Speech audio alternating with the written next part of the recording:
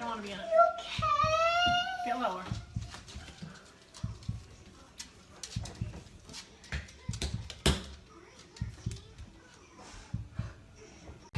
I just want them back. I just want them to come back. And if they're not safe right now, that's what's tearing me apart. Because if they are safe, they're coming back. But if they're not, this has got to stop. Like, somebody has to come forward.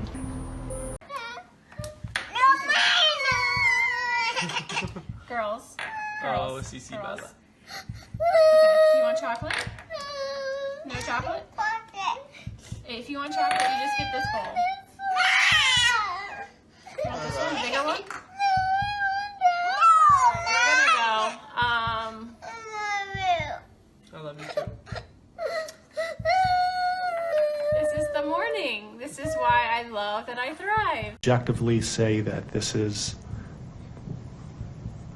perhaps the most inhumane and vicious crime that I have handled out of the thousands of cases that I have seen. And nothing less than a maximum sentence would be appropriate, and anything less than the maximum sentence would depreciate the seriousness of this offense. Deputies, I would respectfully ask that you take this defendant into custody and have him serve the rest of his life in the Department of Corrections. We are in recess.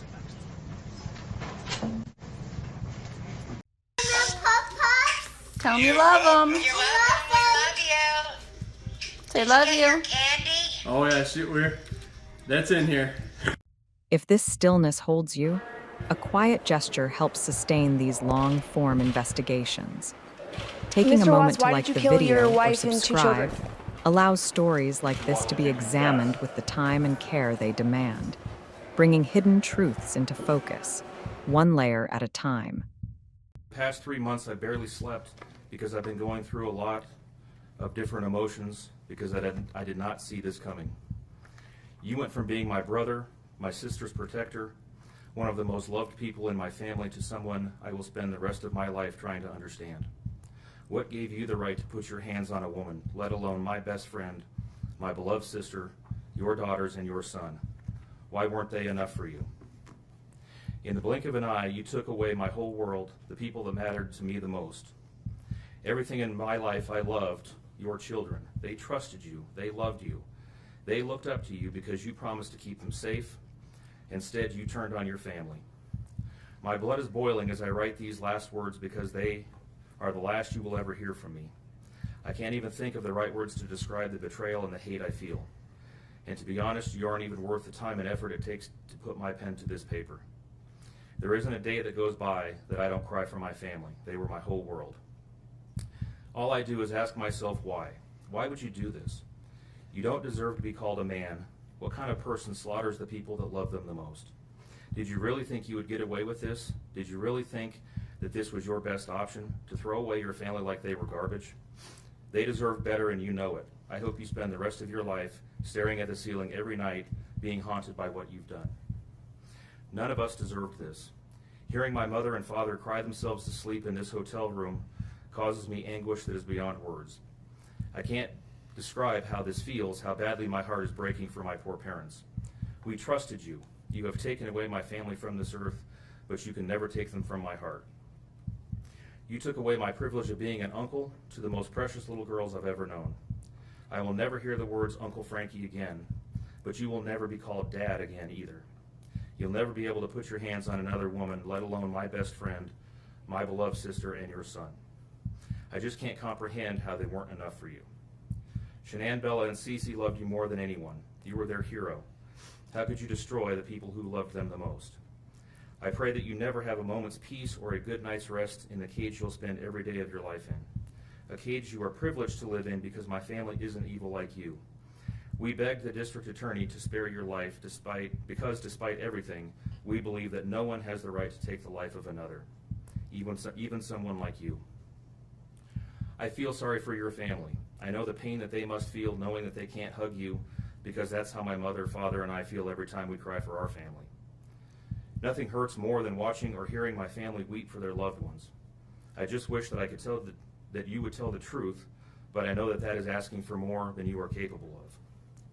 I stayed up all night writing this statement. I don't sleep because of you. My life will never be the same because of you, but at least my conscience is clear. I get to live free, but I can't say the same for you. I haven't slept in 2 days because I've been anxiously waiting for this moment, the moment I get to tell you how I feel, how this has affected my family and I. My family and I can finally grieve after today. If anything, we will come out of this stronger today than we were before, and we will continue to pray for your family. Sincerely, Frankie Rusick. Thank you, Mr. Cece, play patty cake on Daddy's head. Yeah, she's gripping it right now. Cece, play patty cake on Daddy's head. Go whack a daddy. Don't do that, Cece. Don't do it. Someone's got hollering. Whack a daddy. Don't spit. Don't spit on Daddy, please. Oh, that's a shower.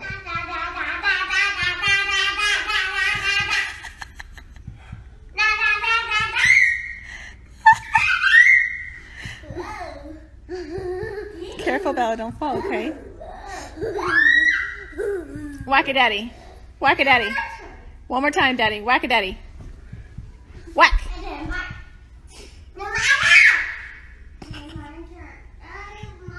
August 18. So Chris, it's your house. You can go inside with us if you'd like, or you could stay out here. It doesn't matter to us. Doesn't matter. I mean, free reign, just whatever you got to do. Okay. Like I can chill on the decks on the side of the sun, but Okay. cool. All right. Whatever you'd like. How long have you guys been married? So we've been together 8 years, married 6 this year. Okay. And this is very unusual behavior. Yeah, we can get that dog out of here. Okay. She's gonna flip. There? Oh, that was No, the doorbell, is that a ring yeah, doorbell? like when you got a visitor, it does, but I don't think the speaker is on to where you hear it. Like by Okay. I guess my question for you is, would it show her leaving with the kids? Did you have any alerts? If she came out here, yes. Like if Did you have any alerts today with that? just when her friends were here.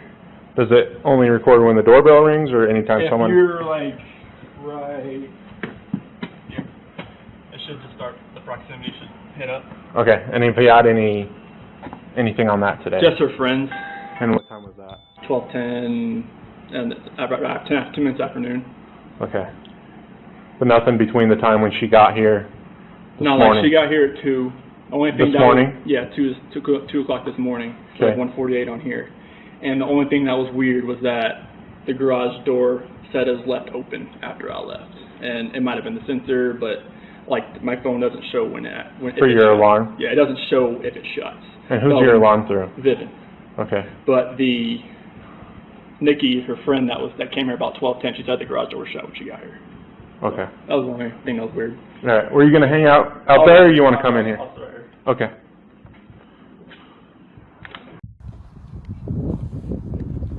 You're doing a good job, Ella.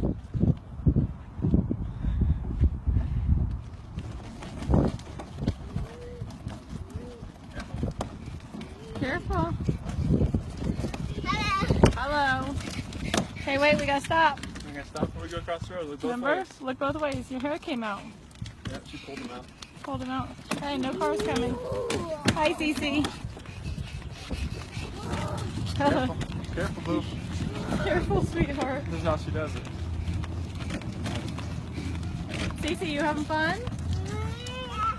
Yeah, watch the hill, Bella. Get up this way. Ugh. That's all you do. Turn red. Alright. No running up the hill, remember, you're good. Hey guys, good morning, or I know for Colorado people it's good morning, good afternoon for everybody else.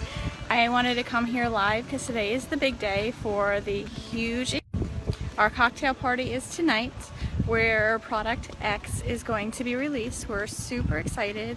We're heading to the pool right now, and then we have a massage today paid for by Lavelle. today at 3:30. So Chris and I are super excited. So we're gonna get a massage after we lay by the pool for a little bit and maybe go to the beach again. And then we're going to go to the cocktail party. And we will be live there tonight.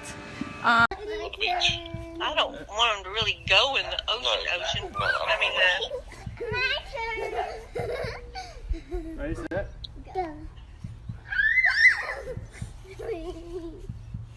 Ready, set? The pool opens in 2 weeks too.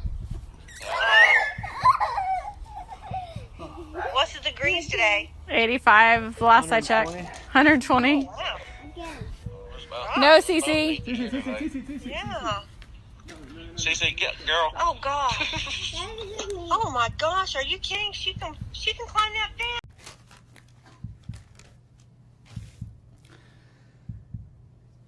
I'd like to say to the courts that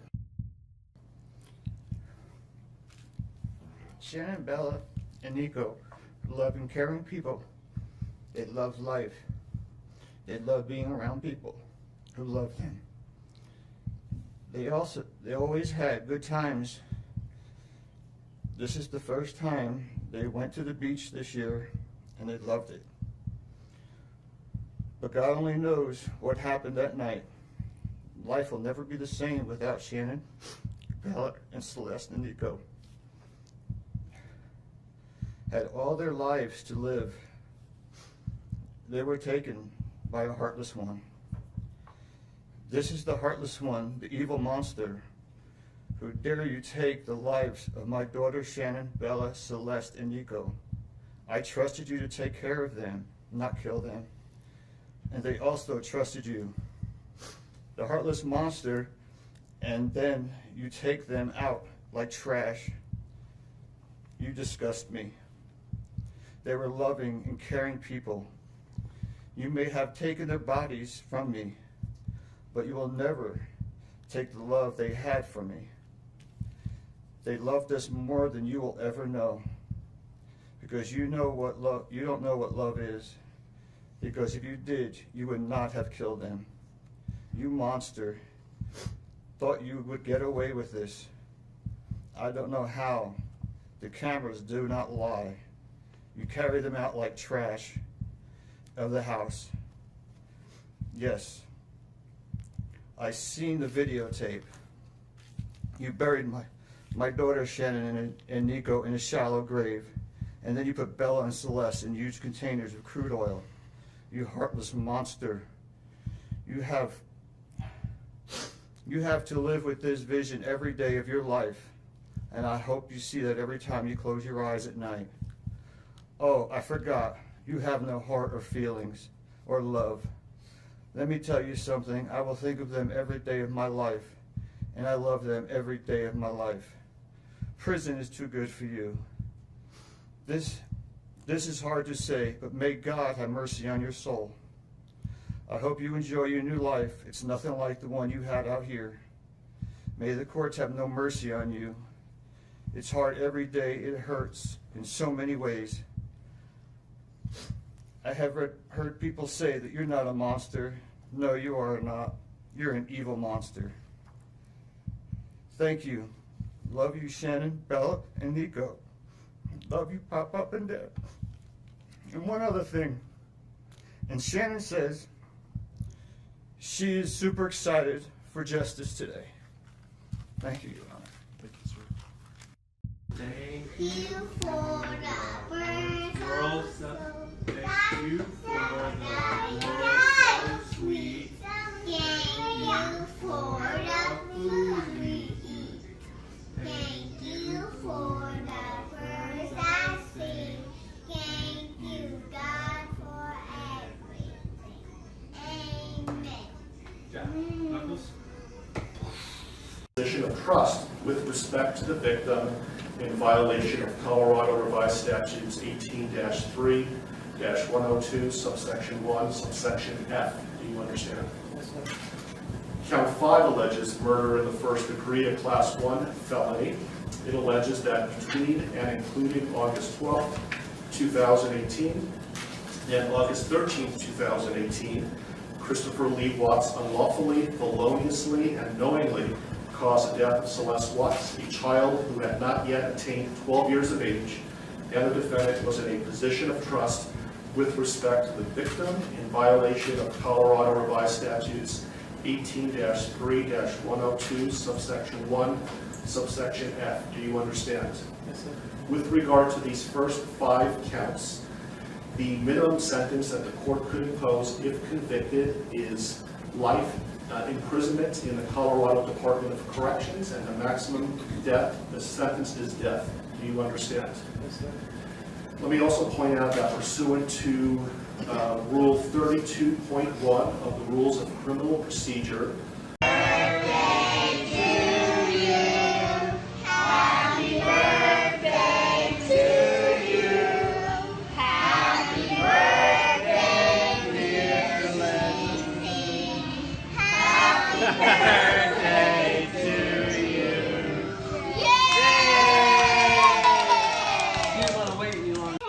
No candy, Mama. I don't have candy. No, Bella. Bella, you can't play with Mommy's lotion. So this is addiction palette number 5. She keeps stealing my makeup. I'm telling you, this is why I lose makeup. She just grabbed my lipstick. I'm wearing my LuLaRoe today. Sorry, guys. I'm dropping everything because of this child of mine. Hence why I lose makeup, you guys. Bella seriously destroys my girls steal my makeup, and Bella particularly. Bella steals them and breaks them, as you saw her do in action today. But here's my Christmas leggings. Can you see them? I haven't been able to get a picture of them yet because Bella doesn't take good full shot pictures yet. Grinch over here. Bella. We have the Grinch over here. We have the Grinch. We have the Grinch here.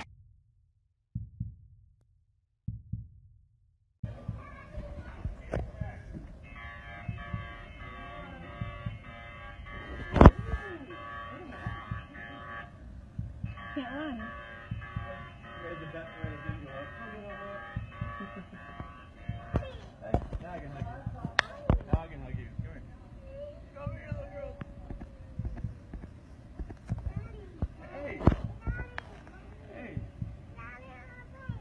Airplane. I know.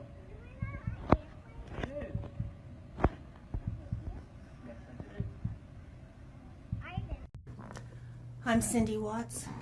Ron Watson. thank you. And I have authorized you to make a statement to the court as paternal grandparents of the children. And if you choose not to make a statement, but your designee, Ms. Powers, chooses to, she can do so as well. How would you like to proceed Can I today? read that? I want you to start. I want you to start, but I would like to read Who's that. going to be speaking today? Your Honor, initially, they've asked me, and they're hoping that they have the strength to speak, but if they do not, they've written out their statements and asked me to finish for them. So That would be fine. Who would like to go first? if I could start, Your Honor. On behalf of the Watts, Your Honor, and to the community, we thank you for the opportunity and the recognition under the Victim Bill of Rights. We come today as the grandparents and the parent of the daughter and children whose life was taken in this case. We are not here to ask for leniency. We are not in any way condoning or tolerating the crime that has occurred and the pain that has been caused. We join in our daughter-in-law and grandchildren's family in saying this should never have happened. This is not condonable. This is something that we will never get over. We appreciate the consideration that everyone has paid, most especially the families that have lost everyone. We appreciate that they begged for Christopher's life. We agree and echo what they have said, that it is not his place to take anyone's life, nor would it be our place as a community to take his life. So we thank you for the opportunity and for every consideration and effort that's been put out. The prosecution in this case has in fact respected the Victim Bill of Rights. They took the time to explain that the information that my clients had at the time that they were interviewed was not correct. They were misinformed. They were searching for answers. They were not intending to cause any pain to anyone, and they appreciate that the prosecution answered their questions and gave them the time and the respect and the consideration so that they could tell this court and everyone in this community that the interview content was not their message, that they accept that their son has done this, that they accept that he chose to plead guilty, that he sought and requested their consent and agreement for a life sentence. They appreciate that he is given the opportunity to serve that life sentence. It is his responsibility, it is his sentence, and it is not enough to make up for what has done. We understand and we join the family in that we have questions. We don't know how such a thing could possibly happen, or that a man that was responsible for raising his children and protecting his wife would take the steps that he did, and that he would disregard their bodies and the love that he had for them and they had for him and everyone else, and take the gestures and put this community through the investigation and the discovery and the responsibility of bringing justice. We do not understand that. We do not think it was appropriate. We cannot begin to think that an explanation will ever justify it. My clients indicate that they understand that a full opportunity for a confession with all of the responsibility and accountability has not occurred. And they support the family and the request that that happen, if not today, at an appropriate time, in an appropriate manner, so that everyone can have peace, to understand to the best of their ability the details that they need and to have their questions answered. And by giving this opportunity of a life sentence, we hope that he embraces that moment. That had the death penalty been pursued, there would not have been an opportunity to be accountable and to give a full confession. And had the death penalty been sought, counsel would have fought for his life, the prosecutors would have been engaged in a multiple-year battle, the families would have been torn apart, this community would have had to subsidize it and endure it, and we have so much respect and gratefulness that that did not happen. We would strongly encourage Christopher Watts to give that full confession in the tone and in the timing that he thinks is appropriate with the guidance of his counsel. We feel that it would be appropriate and helpful to ease the pain and the suffering. But we also say we don't think that there's anything that he can say that will ever account for his behavior. There's nothing that can be done to cure the harm he has caused.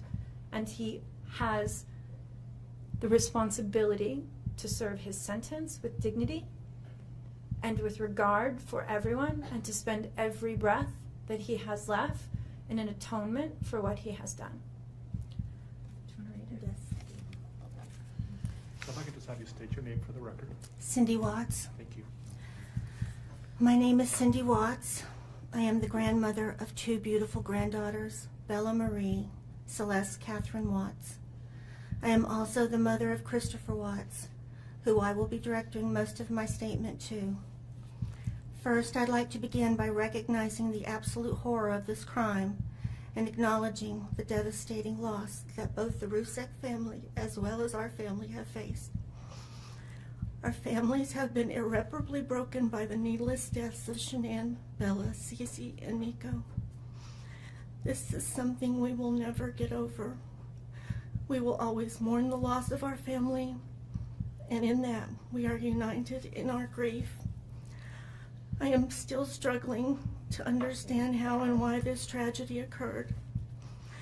I may never be able to understand and accept it, but I pray for peace and healing for all of us. Now to my son Christopher. I have known you since the day you were born into this world. I have watched you grow from a quiet and sweet, curious child who Bella reminded me so much of, to a young man who worked hard in sports and later mechanics to achieve your goals. You are a good friend, brother, father, and son. We have loved you from the beginning, and we still love you now. This might be hard for some to understand how I can sit here under these circumstances and tell you, although we are heartbroken, although we can't imagine what could have led us to this day, but we love you. Maybe you can't believe it either. As the Lord said in Jeremiah 3:31, I have loved you with an everlasting love. Therefore, I have continued my faithfulness to you. And you, as your mother, Chris, I have always loved you, and I still do. I hate what has happened. Your father and sister and I are struggling to understand why. But we will remain faithful as your family, just as God remains faithful because of his unconditional love for us all. We love you, and we forgive you, son.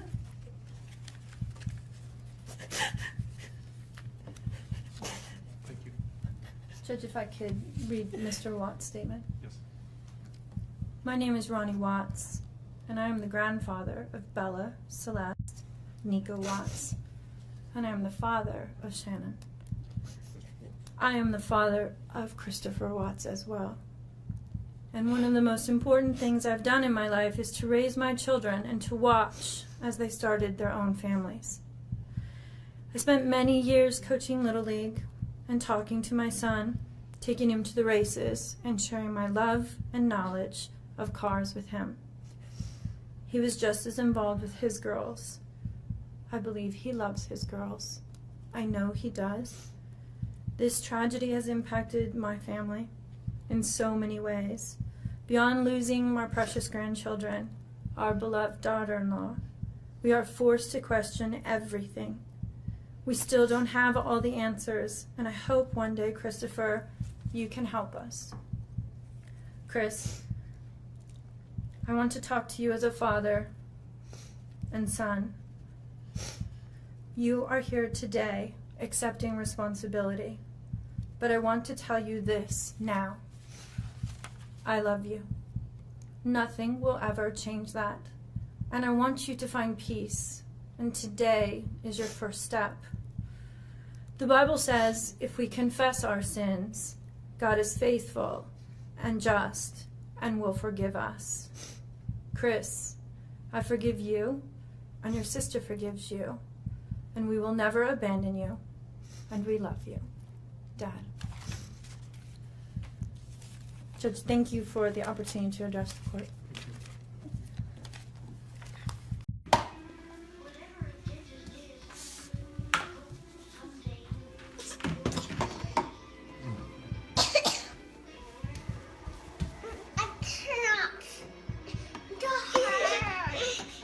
What, Cece? You can hold that.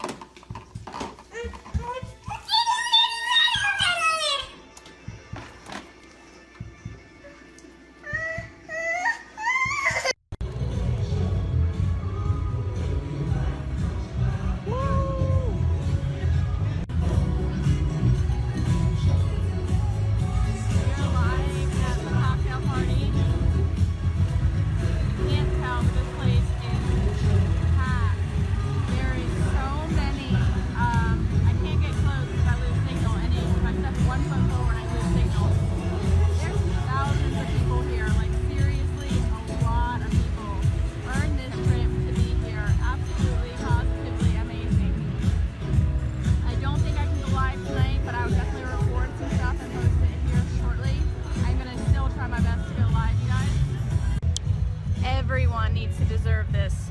Everyone. Absolutely everyone. Tell them how much fun it is. It's amazing. This place is nuts. It is phenomenal. We're gonna go have some fun. Get to hear what's coming out. It's absolutely exciting. We're super excited. We'll be back here live shortly, guys. Love you. Hey, guess what, girls? Mommy has a baby in her belly.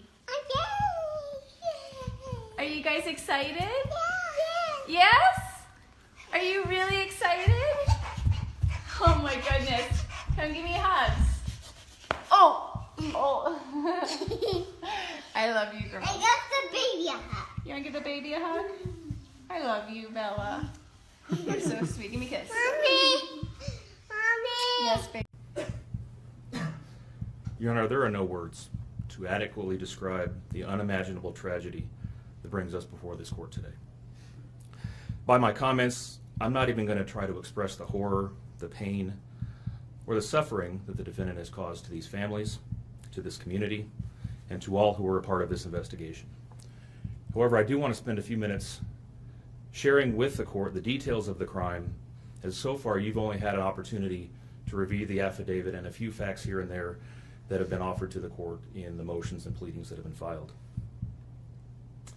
The questions that have screamed out to anyone who will listen since August 13th of 2018 are why and how? Why did this have to happen? How could a seemingly normal husband and father annihilate his entire family? For what? These are the questions that only one individual in this courtroom or on this planet knows the answers to.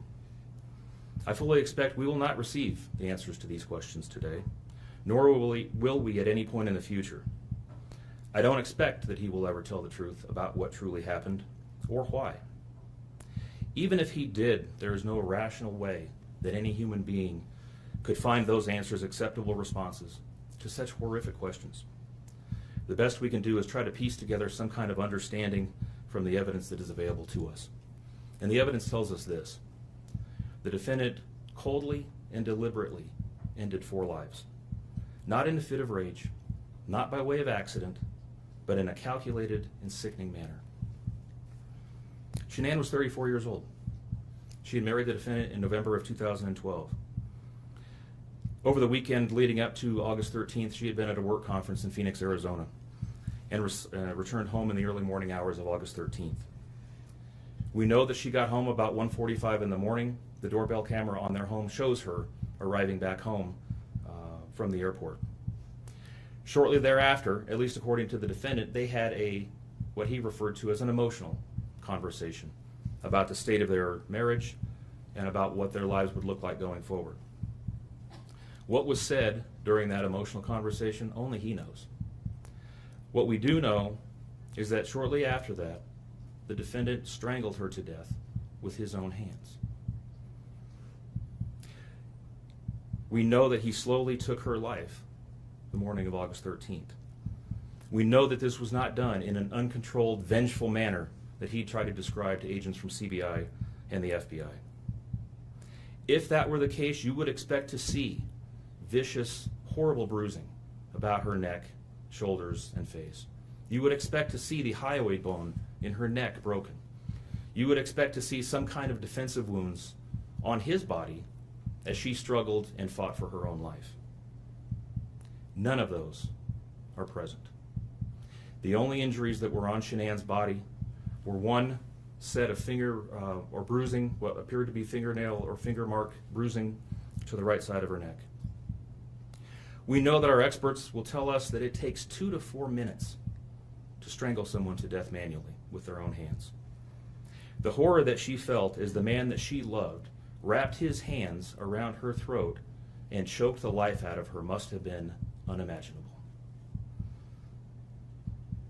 Even worse, what must Bella, age 4, and Celeste, age 3, must have experienced or thought as their father, the one man on this planet who was supposed to nurture and protect them, was snuffing out their lives.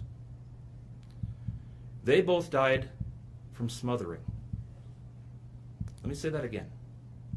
The man seated to my right smothered his daughters. Why? Imagine the horror in Bella's mind as her father took her last breaths away. Your Honor, understand very clearly, Bella fought back for her life.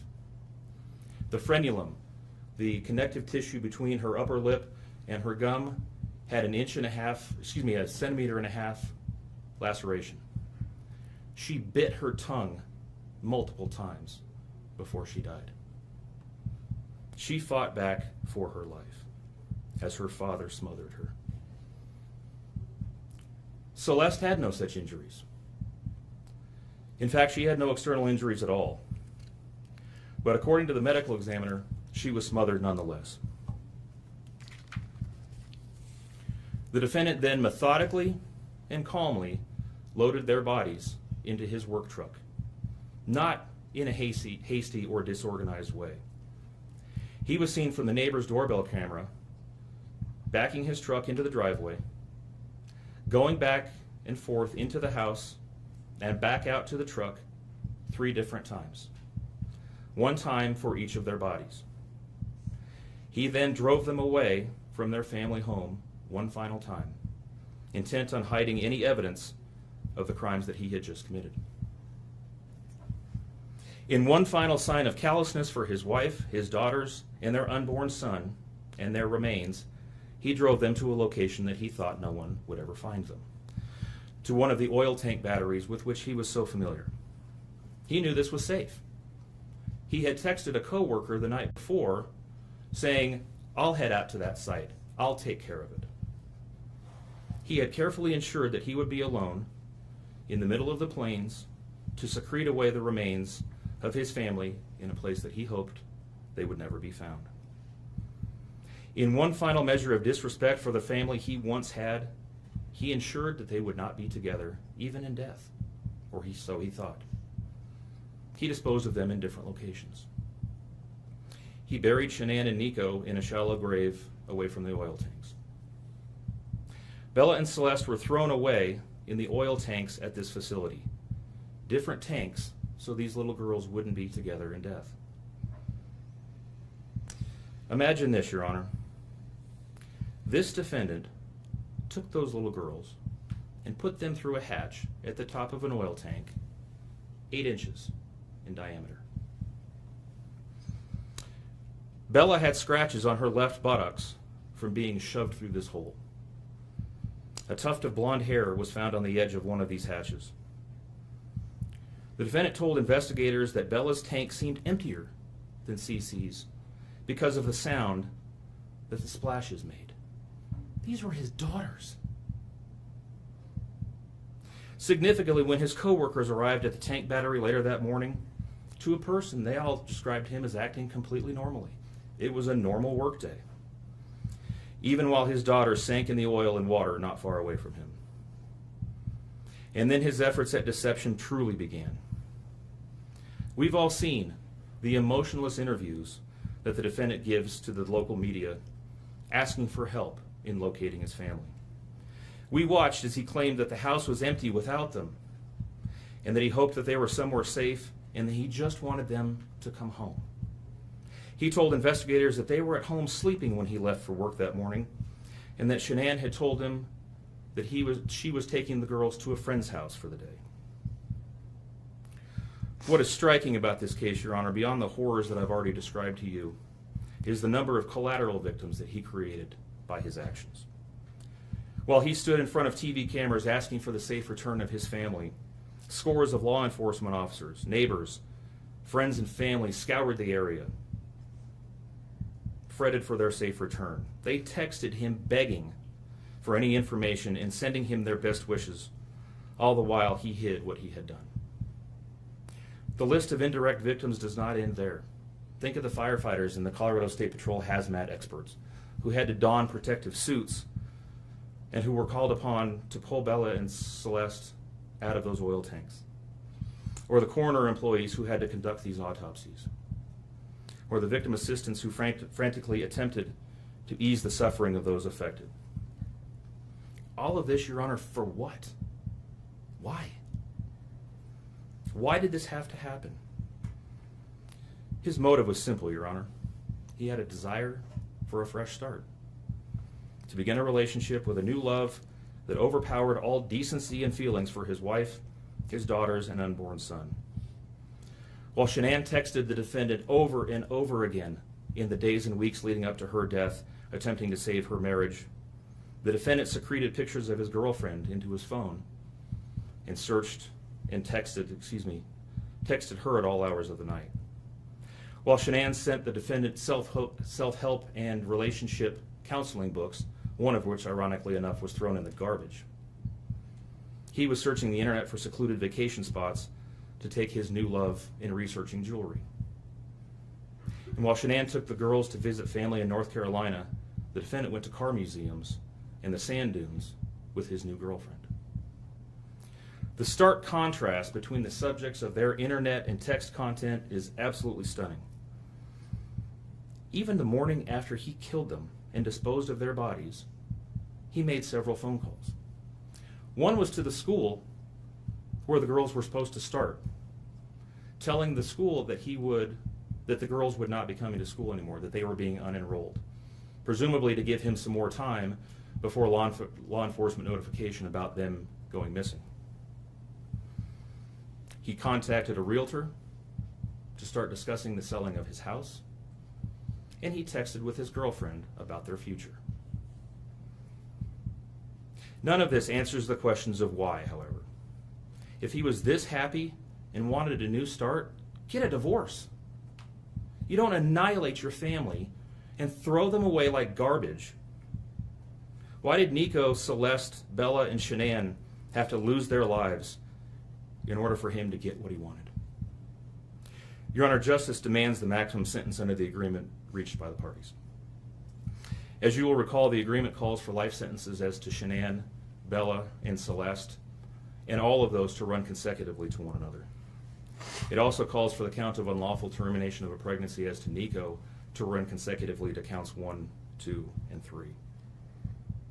I would suggest that the extreme aggravation present in the defendant's conduct and in the efforts that I have described mandate that the sentences for counts 7, 8, and 9, the tampering with a deceased human body, each be the maximum of 12 years, and that those sentences run consecutively to one another. It is very clear that each of these acts, that these were not the subject of one act, but each oil tank that he walked up with his daughter's bodies and the hole that he dug for his wife and unborn son mandate a mandatory consecutive sentence. It's been alluded to this morning, but the defendant was certainly eligible for the death penalty in this case under the existing law in the state of Colorado. As you heard, Shanann's family strongly opposed my office seeking the death penalty and being bound to the criminal justice system for the next several decades. That's in large part, as you've heard, why we have reached the agreement that we have. 4 lives were lost at the hands of the defendant on August 13th for reasons that we will never fully understand, nor will we know. In the end, the Rusick family was much more merciful towards him than he was towards his wife, his daughters, and his unborn son. Prison for the remainder of his life is exactly where he belongs for murdering his entire family. Thank you. Hey everybody! So I'm home with the family, and they're excited to try the new Pro Bars, and they came in, I think, yesterday. So we have cookies and cream, and we have lemon meringue. Who wants Pro Bars? I do. All right, so do you guys want lemon meringue first, or do you want cookies and cream? Cookies. Cookies? I want that. You want the lemon meringue?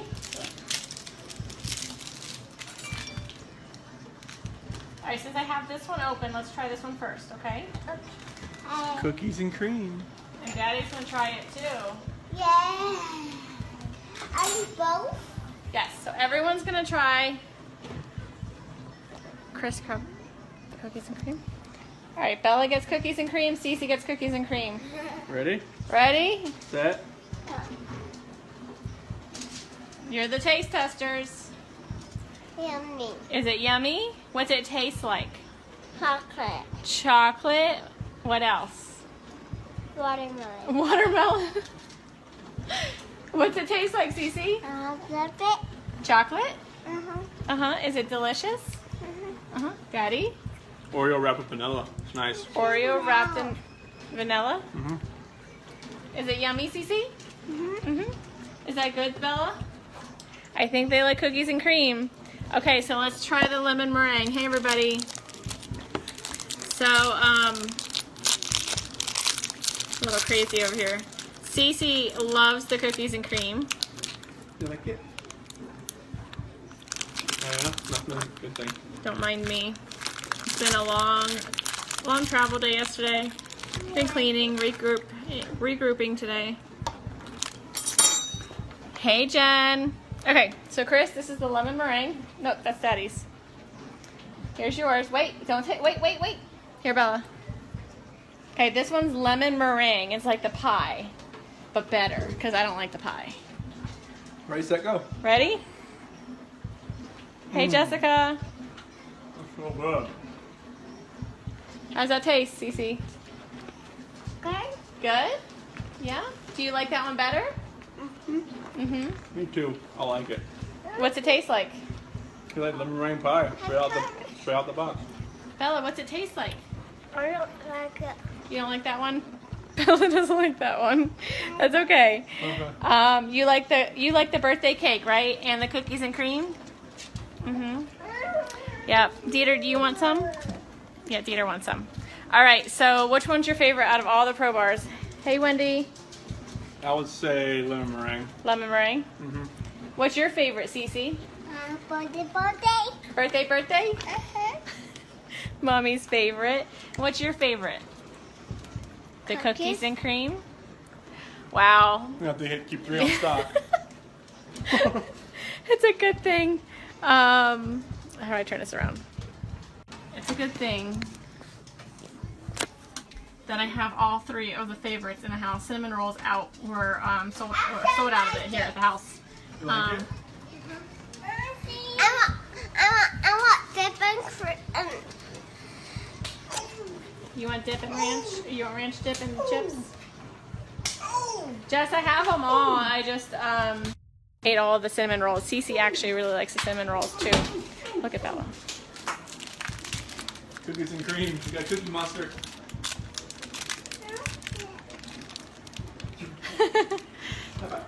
I'm guessing you like it, kiddo.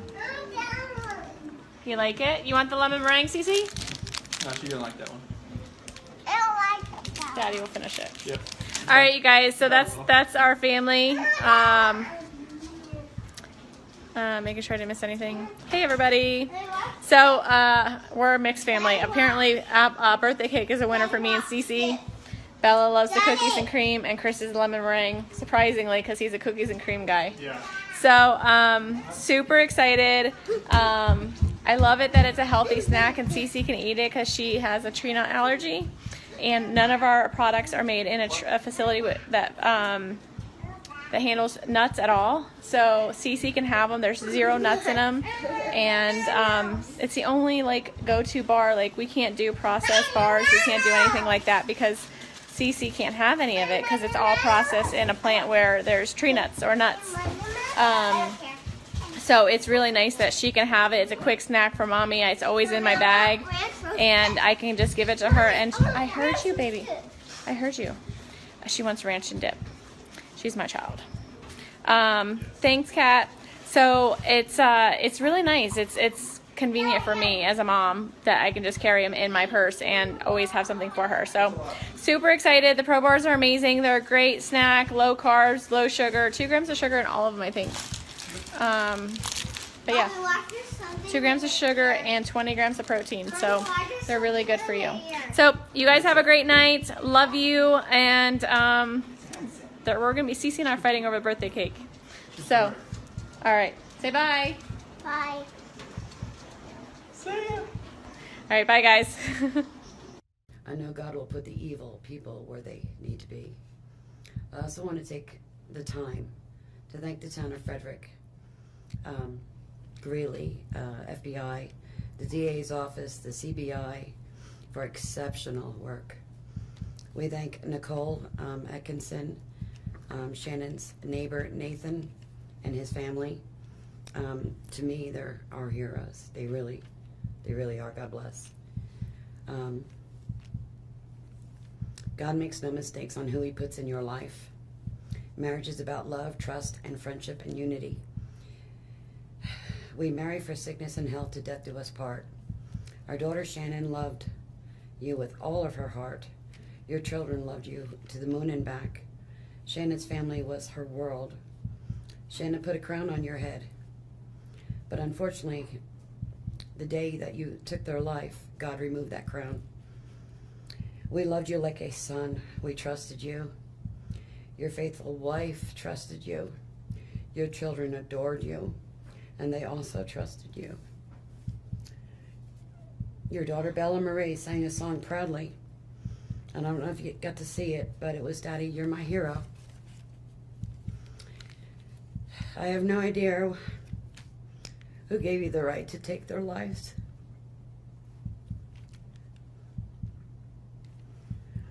But I know God and his mighty angels were there at that moment to bring them home to paradise. God gives us free will. So not only did you take the family of four, your family of four, you took your own life. I want the world to know that our daughter and her children were so loved by us. There will always be protected by God and his mighty angels. I didn't want death for you because that's not my right. Your life is between you and God now, and I pray that he has mercy for you. From Shannon's mother, Bella Marie, Celeste Catherine, and Nico Lee's Nana. Thank you, Your Honor. Everybody, so Chris and I are sitting here waiting to board our flight to Miami, and then we're gonna fly all the way back home to see our girls in Denver. So we're super excited. It's been a wonderful, wonderful, amazing experience this week. Lavelle definitely outdid themselves. Literally, this place has been paradise. We've had amazing days, spent the days at the beach, at the pool, on Sanoa Island. We went to the spa. Where else did we do? All the different lounges at night, all the different food. Hi, Sharon. The amazing, amazing food. I mean, seriously, I think I gained 10 pounds while I was here. 15. Hey, Kevin. But it's been super amazing. We took it all in. We had a blast. We had a wonderful cocktail party on Friday night with Lavelle. Super inspiring. I can't say how great this trip has been. This trip is definitely by far one of my favorite trips ever. And I got to spend it with my husband. That's the best part. We earned this trip. All inclusive. I mean, you can't beat that, you guys. Everything's paid for. Your drinks, your food, everything by Lavelle. So it's been super amazing. We probably had, 15 hours of sleep the whole week. It's been fun. We got to mingle with our families and all our friends that we've created through Lavelle. It's been awesome to also see people that have been following me and were able to pull me out of a crowd and say, hey, are you Shanann? And that's been so awesome. Like, so awesome that I've been able to inspire people like that. So we are grateful, extremely humbled, and blessed. All right, ready? Yeah. Hit it down there. Hit it, Bella. Hard. Hit it hard. Bend down and hit it. Come on. Oh! Nice. Oh, she wasn't hit it, Chris. Hit it hard. Oh, she did that, Chris. Nice.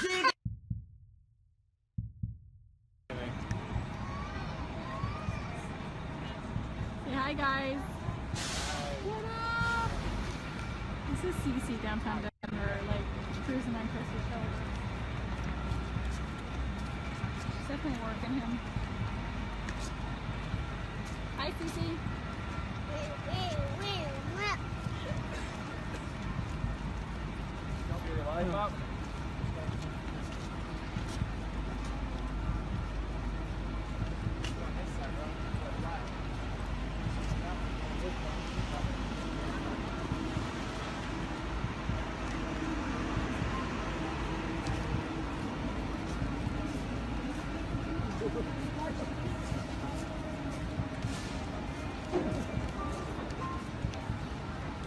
Cece's been taking a wear tear on Chris's shoulders. Cece. Where you going, Cece? Where you going, bro? Come on, Bella. Yeah. Celeste. Bella. Come on, B. Bella's falling asleep too.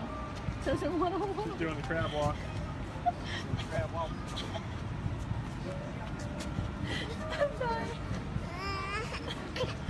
Oh, torture your children. Make them walk downtown Denver. Poor kids. Poor daddy's shoulders. Cece.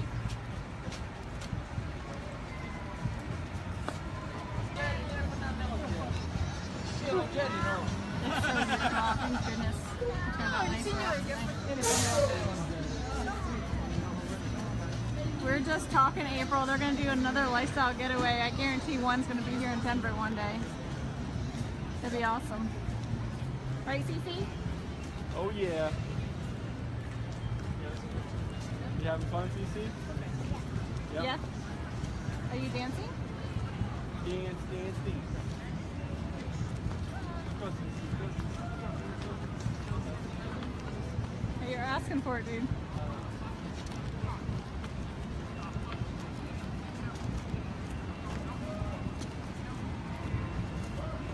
Bella said Papa's her best friend.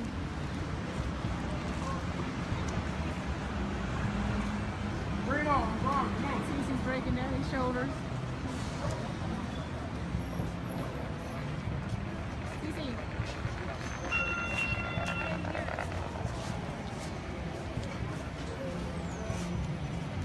There's Mimi and Papa with Bella.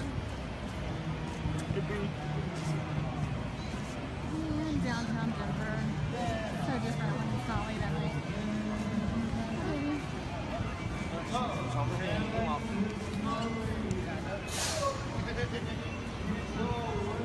Alright guys, we're gonna head out. So I'm gonna get 8 ounces of water real quick. Hold on. Do you want to get a cup? Got Dieter here. He's not leaving us alone. What's up, babe? Say hi. Look, there's Dieter. It's really cool packaging they got too. I like it. I like 4 or 5 pieces of ice cubes, like 3 or 4 pieces of ice cubes in mine. Can't smell it. But look. I'm so excited for you, Shannon. I'm going to shoot you a message when I get off here. I just put the kids down. Don't mind me, guys. I'm in my pajamas already because it's bedtime. It smells good. Oh my god. Smell that. That's good. Christina says it tastes like my favorite ice cream. I'm so excited. I love green mint ice cream. It's my absolute favorite. And it's not just mint ice cream. It has to be green mint. Because, yeah, I'm weird like that. So, I am so excited. And all you do is shake, shake, shake. Kids are down. They're going to be jealous because, yeah. They love candy cane. I'm so excited. Oh my goodness. It does smell like my favorite ice cream. I'm only going to give Chris a little bit because I don't think I'm going to want to share this. Ready? Here it goes.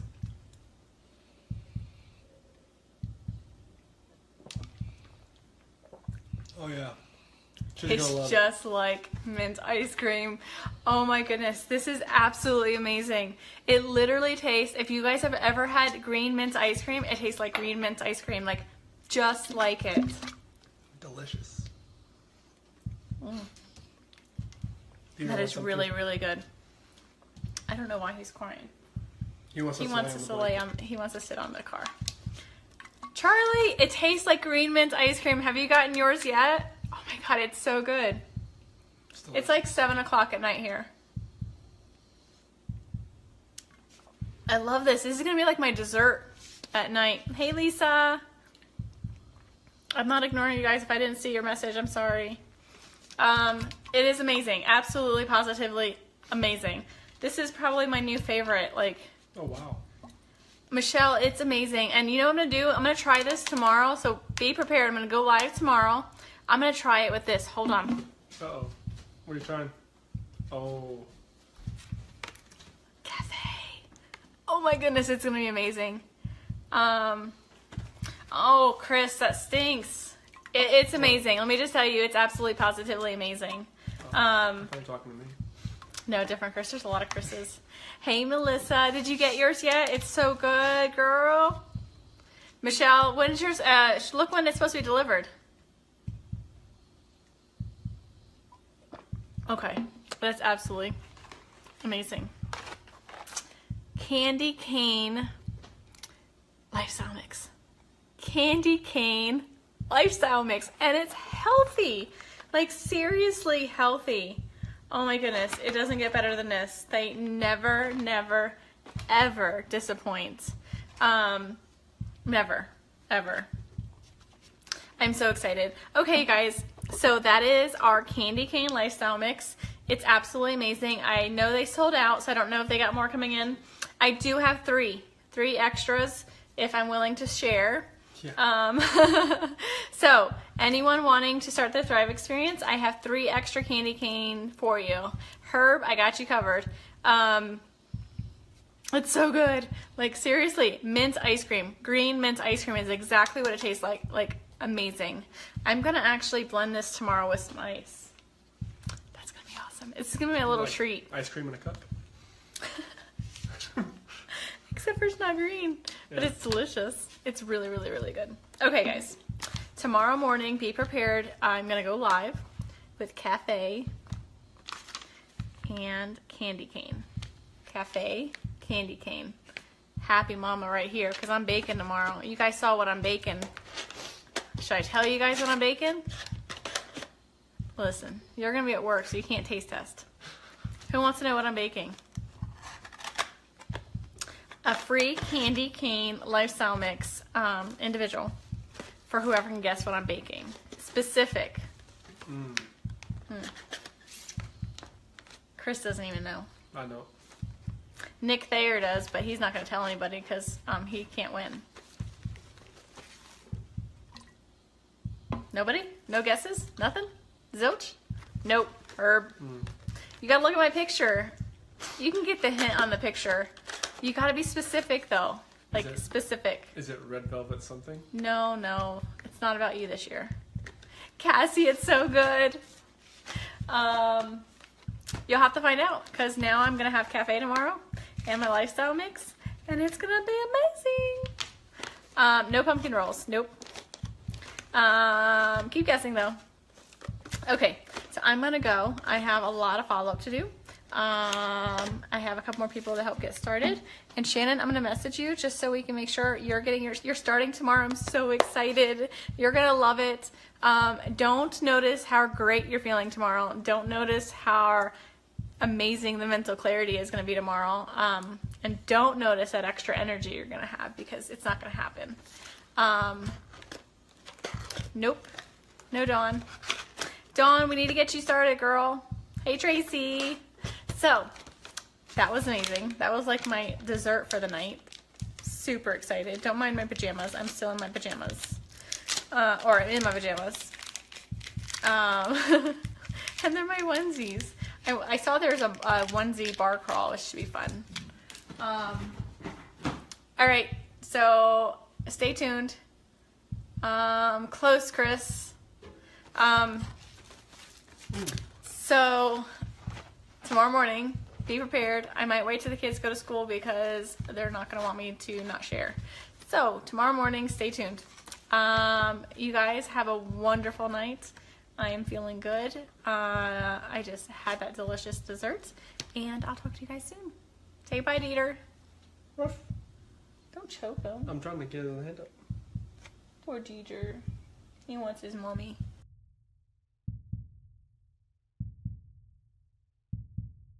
I think that's about it.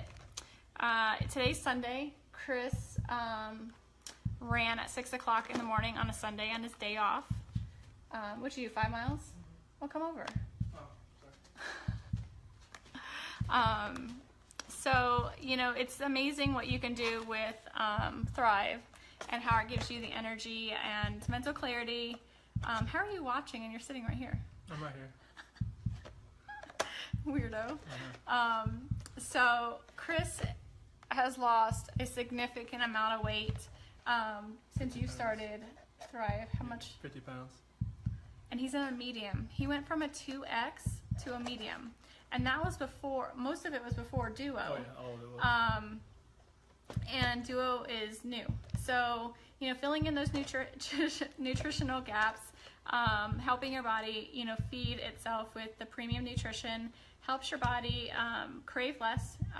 You definitely eat healthier. We haven't changed our diet. As you see, we've eaten banana butter bread this week. We've had brownies. And, you know, I'm sneaking in candy corn here and there. So, it's amazing. Thrive has a lot of benefits for everybody. Go Chiefs. Who won that game a couple weeks ago? I believe the Steelers won that game, if I recollect. Love you, Jess. I'm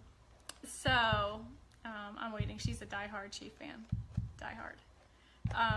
So if you guys want more information, if you are looking to try it, shoot me a message. If you're one of Chris's friends, shoot him a message and he can get you some more information as well.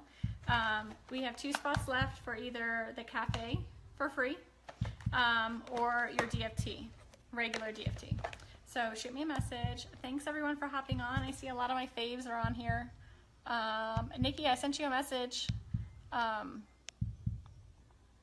Amy, I saw your message. I'll respond back here in just a minute. Who else is on that I missed? Okay. So Amy's sending us some Steelers stuff. I gotta send her some money too. Thrive Forever. Yes, it's amazing.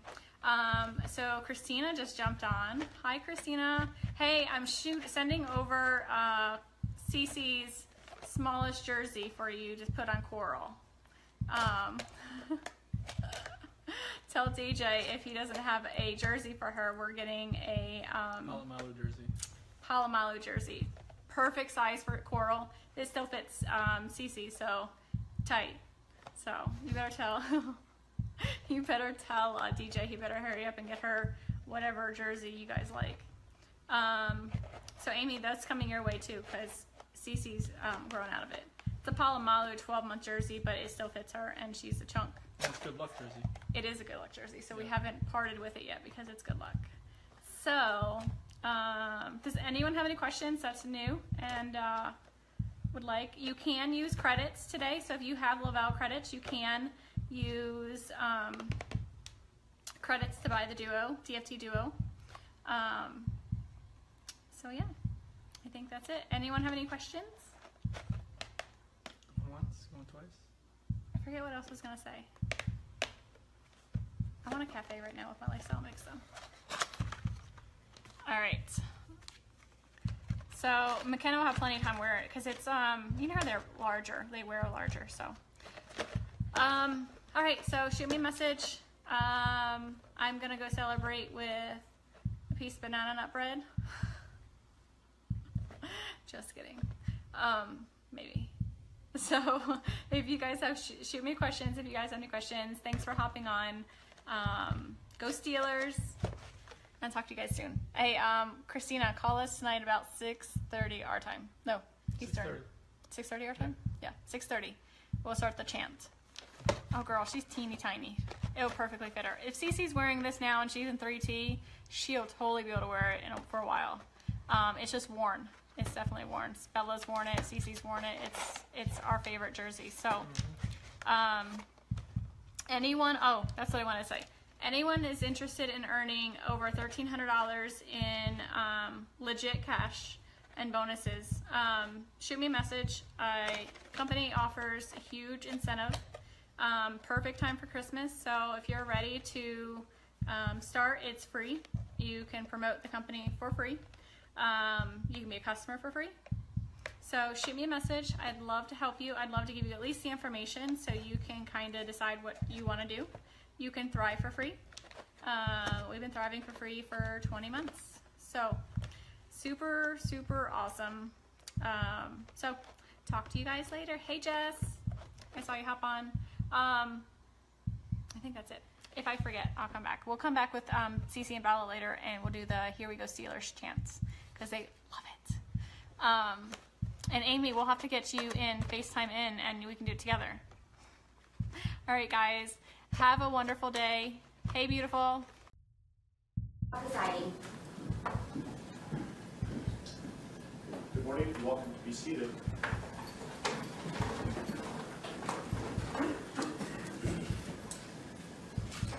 Okay, we are on the record.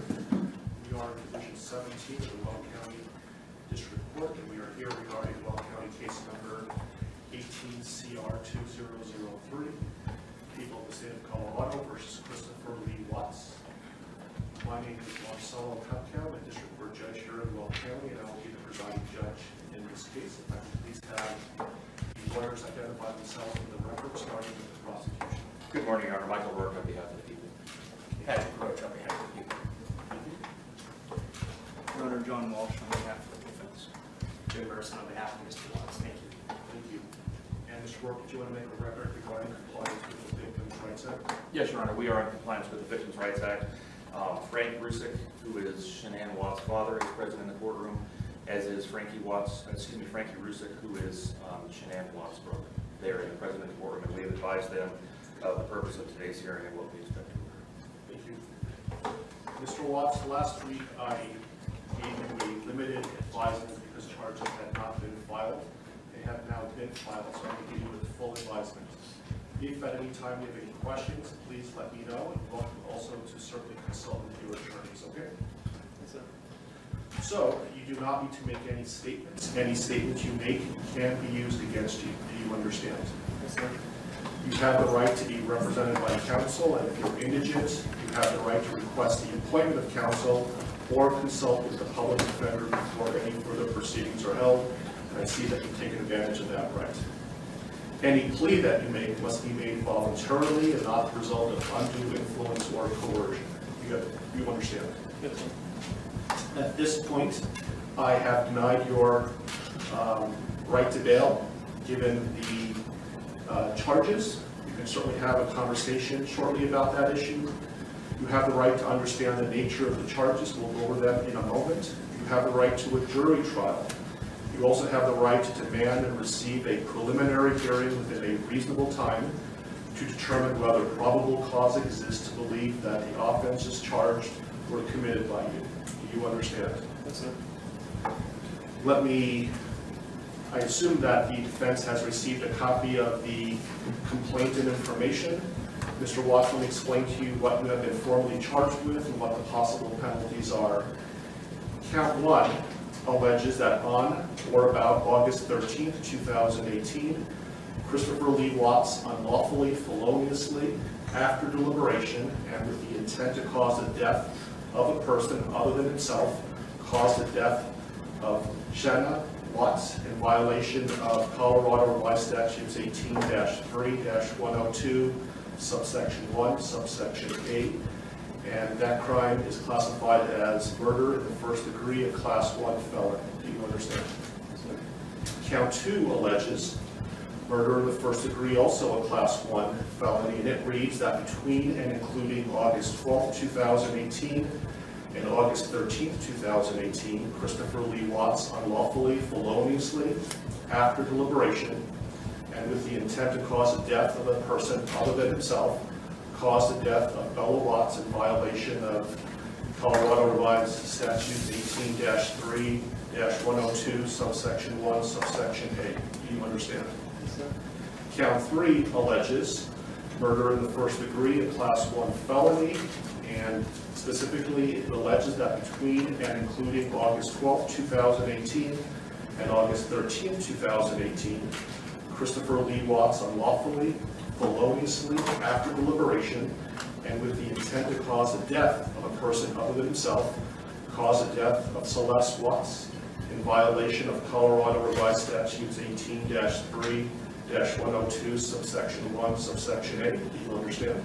Yes, Count 4 alleges murder in the first degree, a class 1 felony. It alleges that between and including August 12, 2018 and August 13, 2018, Christopher Lee Watts unlawfully, feloniously, and knowingly caused the death of Bella Watts, a child who had not yet attained 12 years of age, and the defendant was in a position of trust with respect to the victim in violation of Colorado Revised Statutes 18-3-102, subsection 1, subsection F. Do you understand? Yes, sir. Count 5 alleges murder in the first degree, a Class 1 felony. It alleges that between and including August 12, 2018 and August 13, 2018, Christopher Lee Watts unlawfully, feloniously, and knowingly caused the death of Celeste Watts, a child who had not yet attained 12 years of age, and the defendant was in a position of trust with respect to the victim in violation of Colorado Revised Statutes 18-3-102, subsection 1, subsection F. Do you understand? Yes, sir. With regard to these first 5 counts, the minimum sentence that the court could impose if convicted is life imprisonment in the Colorado Department of Corrections, and the maximum the sentence is death. Do you understand? Yes, sir. Let me also point out that pursuant to Rule 32.1 of the Rules of Criminal Procedure, the prosecutor would have to file a written statement of intent to seek the death penalty no later than 63 days after arraignment. Do you understand? If a life imprisonment sentence was imposed, it would be without the possibility of parole. Do you understand that? Yes, sir. Count 6 alleges a Class 2 felony of unlawful termination of pregnancy in the first degree. Specifically, it alleges that on or about August 13, 2018, Christopher Lee Watts, with the intent to terminate unlawfully the pregnancy of a woman, namely Jeanette Watts, feloniously and unlawfully terminated the pregnancy of the woman. Further, the woman died as a result of the unlawful termination of the pregnancy in violation of Colorado Revised Statutes 18-3.5-103. Do you understand? Yes, sir. The possible penalties, if convicted for this crime, is a mandatory minimum 16 years in prison up to 48 years in prison, followed by an additional mandatory parole period of 5 years. Do you understand? Yes, sir. Count 7 alleges tampering with a deceased human body, a Class 3 felony. It alleges that on or about August 13, 2018, Christopher Lee Watts, believing that an official proceeding was pending, in progress, or about to be instituted, and acting without legal right or authority, unlawfully and feloniously, willfully destroyed, mutilated, concealed, removed, or altered a human body, part of a human body, or human remains with the intent to impair it or their appearance or availability in the official proceedings in violation of Colorado Revised Statutes 18-8-610.5. Do you understand? Yes, sir. Count 8 alleges also tampering with a deceased human body, a Class 3 felony. It alleges that on or about August 13, 2018, Christopher Lee Watts, believing that an official proceeding was pending, in progress, or about to be instituted, and acting without legal right or authority, unlawfully and feloniously, willfully destroyed, mutilated, concealed, removed, or altered a human body, part of a human body, or human remains with the intent to impair its or their appearance or availability in the official proceeding in violation of Colorado Revised Statutes 18-8-610.5. Do you understand? Yes, sir. And finally, count 9 alleges tampering with a deceased human body, a Class 3 felony.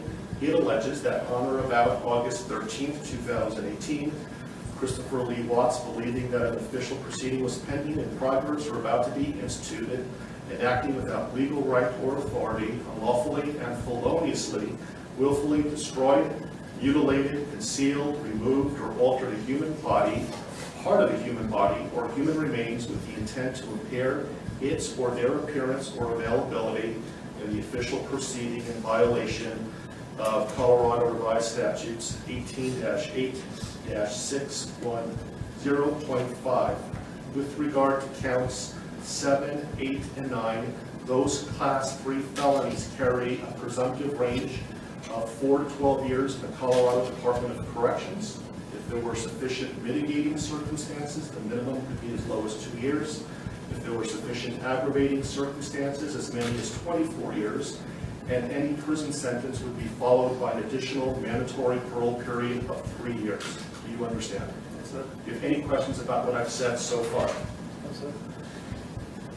And Mr. Merson, has your office filed a written intent to seek a proof evident presumptive great hearing? Not yet, Judge, but we will be following that. This case will be Mr. Walsh's and Ms. Harold's. They will get the attorneys listed on the, I believe, the most recent pleading from the defense. Okay, thank you. And I would point out, Mr. Watts, that the prosecution also indicated in the complaint and information that these were acts of domestic violence. Do you understand that? Yes, sir. Okay, thank you. And so, Mr. Walsh, what is your request today? Your Honor, considering that we haven't received any discovery of the case, we're not in a good position at this point to advise the court about what kind of time we'll need. My suggestion to the court is that the court allow Mr. Watts to reserve the preliminary hearing in the case, reserve the proof evident hearing, and set the matter for a status conference about 60 days out. So just to be clear, he is waiving his right to have a preliminary hearing within 35 days, that he's not seeking a proof evident presumption great hearing prior to the setting of the status conference in about 60 days, but he's reserving his right to have those hearings in the future, but not necessarily within 35 days. Is that right? Yes, Your Honor. We've spoken about those issues. And do you understand what we're talking about, Mr. Watts? Yes. Do you have any questions about that? Okay. And Mr. Rourke, do you have any objection to that request? No, Your Honor, that seems like the prudent way to proceed at this point. Okay. Let me give you a date that has, so 60 days is about October 20th or so. I have October 11th. Does that date work for the parties? I can go a little bit further if you like as well. I think a little bit further would make sense, Your Honor. Thank you.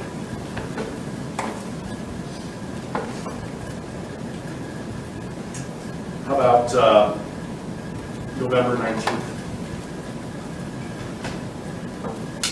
While we're waiting for lawyers to look, let me make a record that the court's going to find that Mr. Watts is knowingly, intelligently, and voluntarily waiving his right to have a preliminary hearing within 35 days.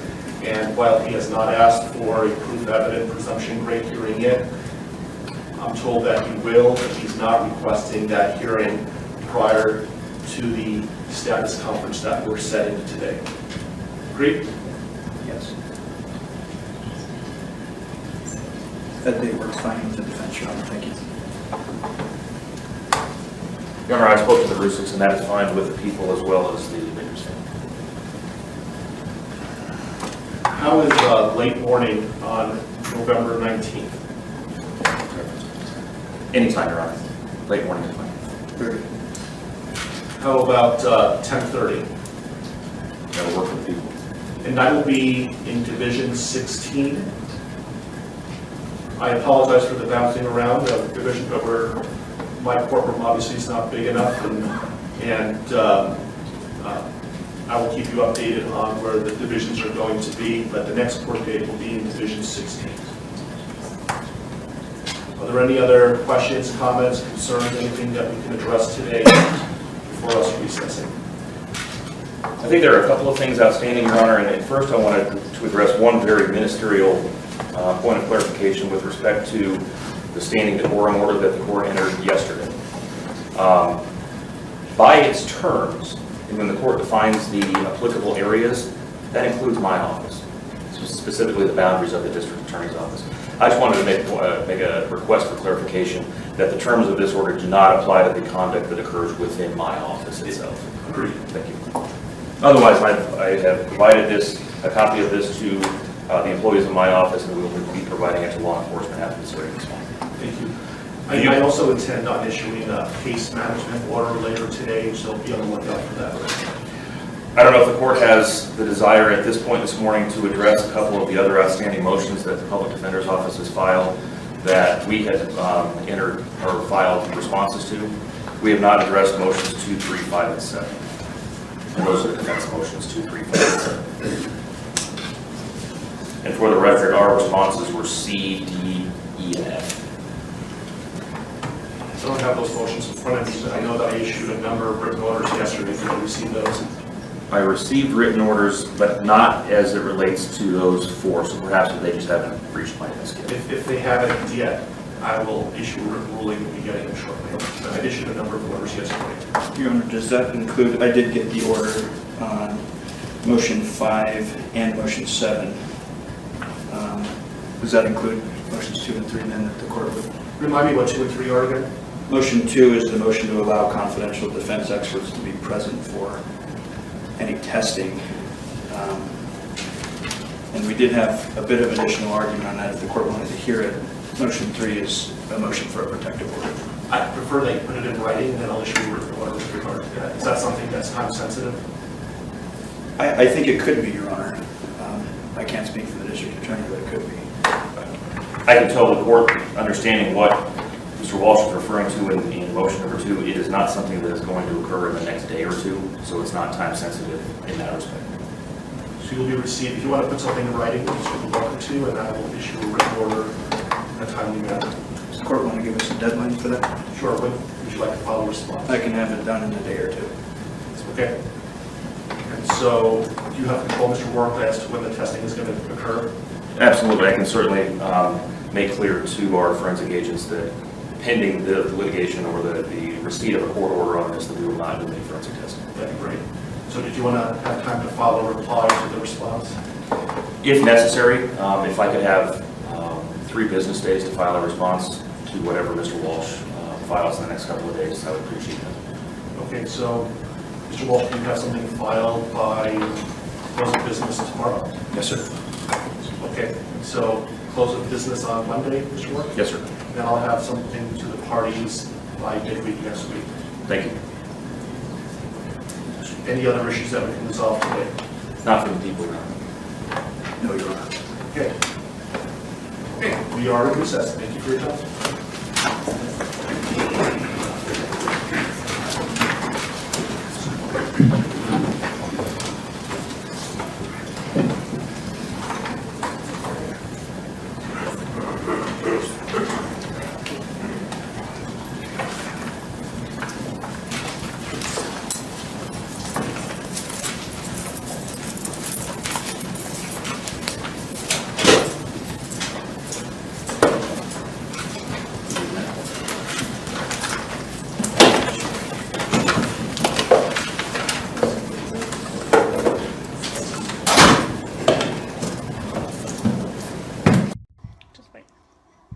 Hi guys, say What's hi going Bella.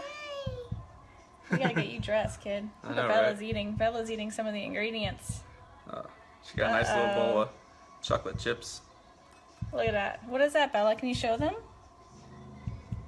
What is it? Is it chocolate? Is it chocolate? It's chocolate little mini morsels, right? Yeah, good job. So she's been eating my peanut butter and the chocolate morsels so far today. So we're gonna let a few more people hop on and then we're gonna get cooking here. And we'll explain to you what we're cooking up over here. So, Yeah, welcome to the 12 days of Christmas, Lavelle Day, and even though I like to claim that I could probably cook, I can't at all. So I'm gonna let my wife do all the cooking. She's gonna make up some Thrive Bites for us. and I'm gonna go wash my hands real fast. Uh-oh. She's gonna leave me here alone. Oh, we got some people joining. Bella, look. Got people looking at us. Say hi. Wife's gonna be making up some Thrive Bites here in a second, so make sure you hop on and join us for the 12 days of Christmas. Bella's got some chocolate chips. I need a Lavelle apron. They All probably right, make guys. Hey, Michelle. Hey, Amanda. Bella's showing you what she's eating. She's eating the ingredients. She's been eating the ingredients since I've been getting them prepared, so. So we're gonna make Thrive Bites today. Chris didn't want to go on live doing it because he didn't want to mess anything up. Not that you can mess anything up with Thrive Bites. It's so simple. Except for today, we're gonna double the recipe because we love the Thrive Bites. When you are craving something to eat, or junk food or whatever, you just pop a Thrive Bite and it fills you up, and it's really delicious. Thrive Bites, right? Good job, Bella. My little helper right here.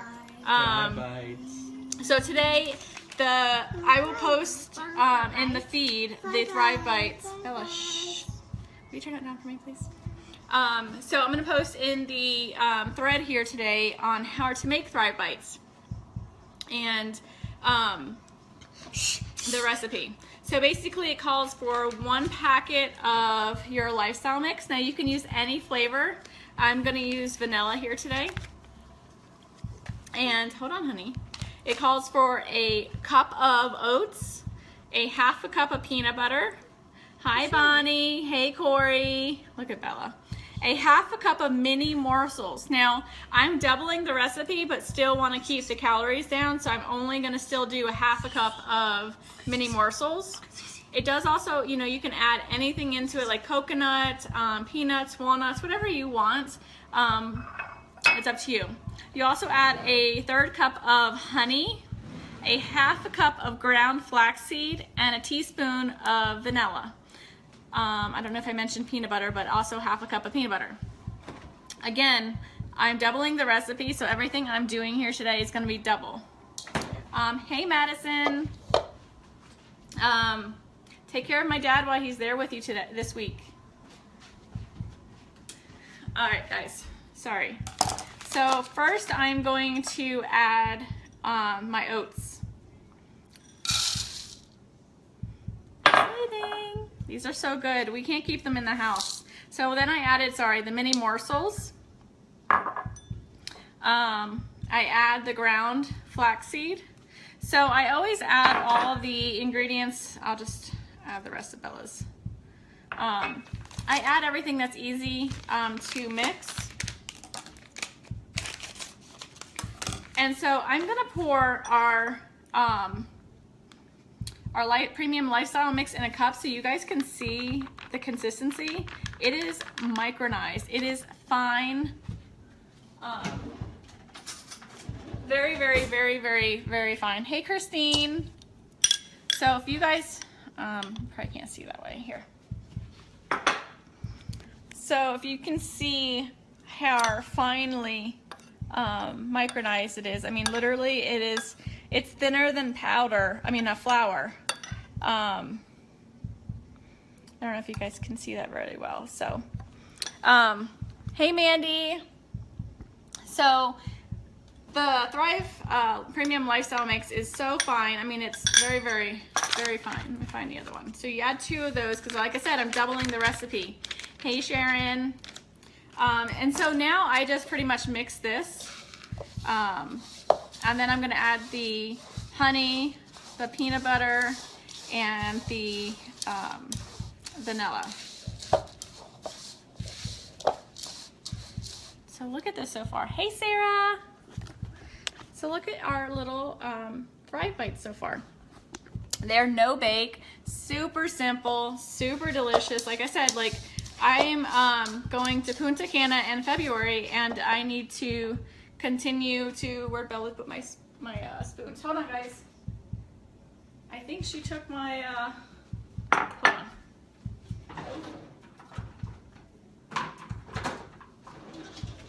All right, I got 2 more. So if you're like me, yes, Michelle, they're super delicious. So now I'm gonna add the honey. So I'm going to Punta Cana in February, and as much as I want to get into the gym, and I'm working on trying to find the time between work, being a stay-at-home mom with the 2 girls, life and everything, it's really hard to get into. I just added the vanilla, sorry. It's really hard to get myself into the gym as much as I really want to. I've been doing some kind of mini workouts at the house, like squatting and things like that, but it's hard for me to get to the gym. And being a stay-at-home mom during the day and working overnight shifts, you tend to snack a lot because you're always around food, and whatever happens, the kids are eating snacks, you jump on snacks. So this is my way of making my own snack. that instead of me grabbing a fruit roll-up or a bag of chips or any of that stuff, I just grab one of these, and I've made my own for the kids too. So they have their own little protein bites Bella loves. So now that all my ingredients are in here, I'm just going to mix it up really good. And as you guys know, messing with peanut butter, it's fun. So, sorry, I don't like a mess when I'm cooking. Not that I'm cooking. I know, Bonnie. So Bella does squats with me at the house because, you know, we all gotta work up the backside, right? So I am doing squats at the house, and it's super funny because she tries to do them with me. And so here comes Cece, the sumo wrestler, doing squats in my living room because she literally looks like a sumo wrestler when she's doing them. Yeah, Mandy, so that is my favorite side effect. And you know, the thing is, it's not a weight loss company. And as you know, I use you as an example because you are super skinny when you started Thriving. And so like, it's not a weight loss company, but you know what, with anything you can do, you can manage your weight, you know, with just the small things that you do with cutting out junk food. Like that's what has happened with me when I started the Thrive experience, is I no longer crave a lot of the junk foods as I used to crave. And being lazy from, sorry, I'm getting another spoon. Some of the, you know, filling in your nutritional gaps and craving more water, which is all I used to drink before, but I really crave a lot more water now. And on top of that, like I'm literally eating better. So that's really huge. You know, you got to take care of your body. You got to eat better. I'm changing the spoon because of the peanut butter. Hi, Carrie. So we're making mini Thrive, or not mini, but Thrive Bites here. So my hands are washed. Sometimes, you know, when you're in the kitchen, you just stick your hands in there. With the heat of your hands, it helps to melt the peanut butter a little bit, and so it kind of makes it easier to manage, so to speak. And then we're just going to literally roll these into balls, whatever size you like. I like to do them in like little minier sizes. So, and I'll kind of demonstrate here. Let me get this.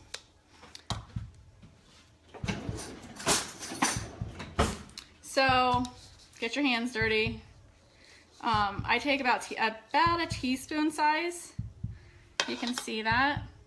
And, you know, just pinch it into a ball. And so that's how big I make mine. They're probably a size of a quarter in round. Carrie, they're super delicious and very healthy for you too, except for the fact that they have little mini morsels in them, but I cut the recipe in half when it comes to the mini morsels. And then you can be creative. You can use the strawberry shake with it. You can use the apple pie and create it into like an apple pie little treat. I love the peanut butter because everyone in this house loves peanut butter and I can never keep it on hand. So it's been really good. Like I said, the girls love them. I don't use the Thrive Lifestyle mix for the girls, but I make them their own little mini bites, so they feel like they're getting a treat with us too. Yes, Mandy. So these are so, like, honestly, they're really good too. But yeah, and you can do whatever you want with them. You can add anything. I'm not a coconut person, so I don't add coconut to mine, but you can add chunky peanut butter. You can add anything, you know, that you want. Stick them in the fridge, let them chill, and put them in a little container, and then you're good to go. Grab and go. How many spoons are you required? Listen. I use like one sometimes, but like it's sticky, and you know, usually I just use my hands a lot. Of course they're clean, but you know, I'm trying to be, you know, proper, like professional TV cook, you know. I don't qualify though. So, give me 1 second. They're really good. You guys really have to try them. I will post them in the thread here. I am down 28 pounds since I started the Thrive experience, and going to Punta Cana in February, I'd like to be down another, you know, a good 5 to 10 pounds. And so this is a really good way for me to do that. And I'm gonna show you kind of what they look like. I'm sure some of you have made some protein bites before. So it's super simple, you guys. have fun with it. Bella was helping me out, but Chris took her away so she wouldn't talk on the video. Incorporate your kids, like make something for them. Like, and this is super fun. Bella likes to roll these with me, and she does a really good job with it. And it's interaction with your children too at the same time. So that's pretty much it. I'm gonna finish making these, and then I'll come back on later and show you what they look like when they're all done, even though they look the same, just a little firmer. So you guys have a great day, and I'll post the ingredients so Michelle, you can go ahead and continue shopping when you're at Walmart today. All right, guys, have a great day. There are these are great when you have an afternoon slump of work. Yes, so good. And you know, honestly, like I eat them throughout the day, and they're really good snacks for when I work overnights, because when I work overnights, I tend to snack on a bunch of junk food, like things that aren't good for you. And so these have been a really good supplement instead of doing that. So instead of a bag of chips, I'm eating some Thrive Bites. All right, guys, have a great day. This matter comes on for a first appearance. Mr. Warren, correct me if I'm wrong, but formal charges have not been filed yet? That's correct, Your Honor. The defendant was arrested. Formal charges have not been filed. On my calculation, I believe they will be due to the court at 3:30 on Monday. Thank you. Mr. Mercer, anything you would like to say about that? Not regarding that issue, thank you. So the court has reviewed an affidavit in support of a warrantless arrest. The court has found probable cause for the arrest. Specifically, I see that Mr. Watts was arrested for 3 counts of first-degree murder, each a Class 1 felony, and 3 counts of tampering with a deceased human body, each a Class 3 felony. Again, these are only charges that are named in the affidavit in support of a warrantless arrest. It's the district attorney's office who will ultimately decide what charges, if any, are going to be filed. And Mr. Mercer, would you like me to advise your client of his rights pursuant to Rule 5? Yes, please. Thank you. So, Mr. Watts, I would like you to listen carefully to the rights that you have, okay? Thank you. And so first, you don't need to make any statements. Any statements you make can and may be used against you. Do you understand? Yes. You have the right to counsel. Do you understand? Yes, sir. If you are indigent, you have the right to request the appointment of counsel or consult with a public defender before any further proceedings are held. Do you understand that? Yes, sir. And Mr. Merson is the head of the public defender's office, and he is going to represent you today and potentially in the future. Do you understand that? Yes, sir. Okay. Any plea that you make must be made voluntarily and not the result of undue influence or coercion. Do you understand that? Yes, sir. Right now, charges have not been filed, so this is a limited advisement. I intend to bring you back next week once formal charges are filed on Monday, so I can give you a full advisement. But I will tell you that at this point, the court is not authorizing any bail. Once I know what the official charges are that are filed by the district attorney's office, I'll inform you the nature of the charges. If charges are filed, you have the right to a jury trial, and you have the right to demand and receive a preliminary hearing within a reasonable time to determine whether probable cause exists to believe that you committed any of the charges that are filed by the district attorney's office. Do you understand that? Yes, sir. I believe that your lawyer has filed about 16 or so motions on your behalf, including a request for a preliminary hearing. Do you agree, Mr. Merson, that that time period, that 35 days to have a preliminary hearing, doesn't begin until your client appears in court next week once formal charges are filed? I agree. And I have not seen, correct me if I'm wrong, a proof positive, presumptive great written motion by your office. Not at this point, Judge. Okay. Okay. And so would you like me to further advise your client of any additional rights? No, thank you. Mr. Rourke, what kind of conditions, if any, are you requesting for the protection order given the circumstances? Judge, I'm going to defer to Mr. Wren. Mr. Wren? People are simply asking for the standard protection order under Title 18 at this point, given the deceased nature of the victims.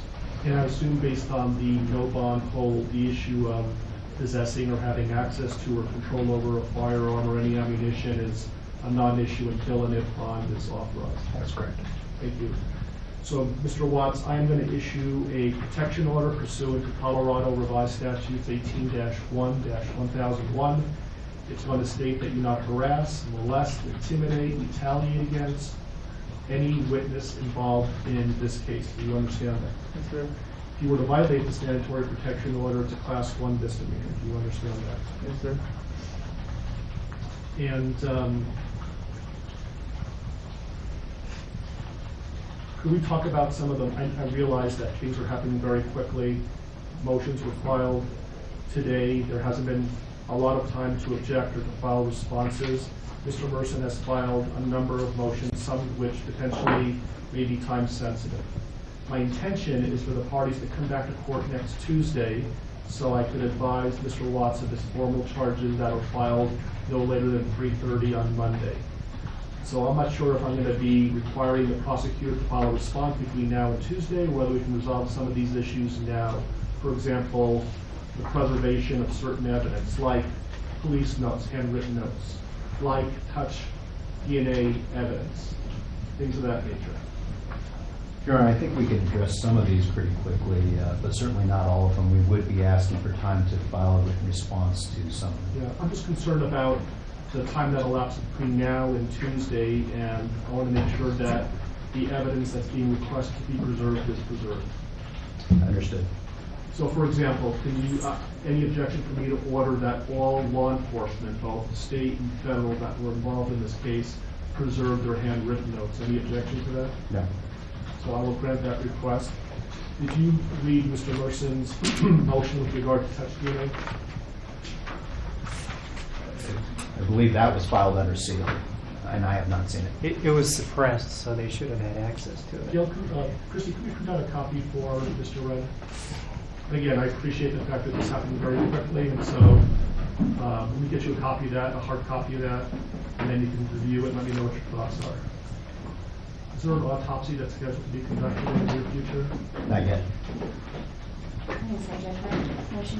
It was a 16. 16? Yes. And while we're waiting, Mr. Merson, I noticed that...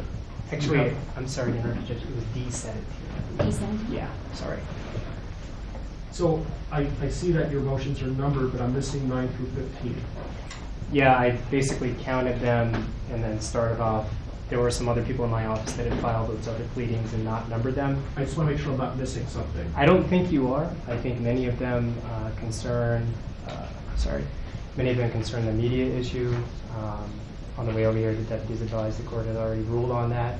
So to a certain extent, some of that is moot. But if we are going to take a D17, in light of the fact that the affidavit is still sealed, I would ask that the court seal the courtroom and just allow the parties to argue that, because it will require me to talk about information in the affidavit. Well, why don't we give Mr. Wren an opportunity and let me know whether, without talking about the substance, whether he has an objection or not. It's really more of putting the prosecution on notice than anything else. Why don't you read it first and let me know what you think.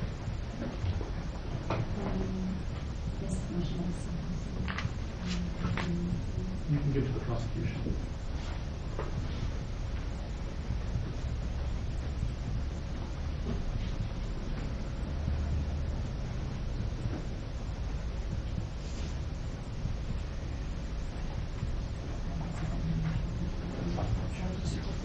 Steve.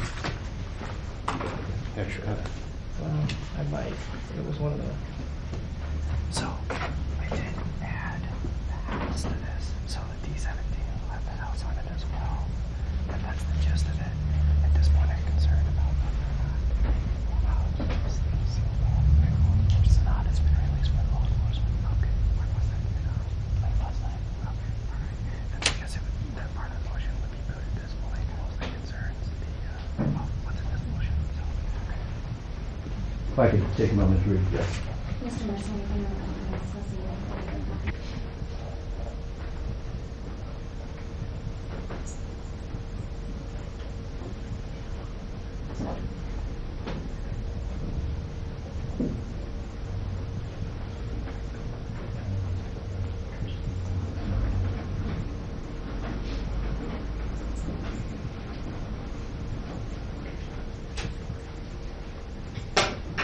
Mr. Wren. Thank you. I'm okay with continuing it. I just don't want there to be any time-sensitive issues between now and next Tuesday that we should have handled today. I think we need to address it today. As I indicated, Judge, at this point, there's not an autopsy scheduled or autopsies. I don't know when that might happen. I don't know if it would happen before Tuesday or not. With respect to this motion, and does the court want to address Mr. Merson's concerns about clearing the courtroom, given the sealed nature of this, or may I speak for you? Well, it was I think it's based on the sealing of the affidavit in support of the warrantless arrest, and so it was your motion to seal. So if you think the reasons why you requested the affidavit to be sealed are going to be compromised, we could do this in camera. If you believe it's not, then we can talk about it publicly. I'm not worried about the compromising nature of the affidavit. I will tell the court and make a record that the prosecution has provided Mr. Merson with a copy of the affidavit, despite the fact that it was sealed to the public. I am concerned about this being discussed in a non-in-camera setting. My concerns revolve around the issues I brought up in the objections to expanded media coverage. It's an ongoing investigation at this point. I have concerns about, what would be discussed and how that would implicate Mr. Watts' right to a fair trial and his due process right. So my request is that the court seal the courtroom so we can discuss this. Mr. Wright? Move that to the discretion of the court. It seems to me, based on everything I've heard, that the affidavit is going to be released at some point. It was the prosecution who requested the sealing of the affidavit. They're not concerned about this being compromised, the investigation being compromised. And so I think we can talk about this publicly. Mr. Wright? And when you say talk about this, are we still talking about yes. D17, yes. Which was also filed under seal? Yes. So with respect to paragraph number 3, Judge, our concerns relate to the way this is worded. As the court knows, the pathologist goes through a very extensive process when conducting an autopsy, much of which is governed by statute.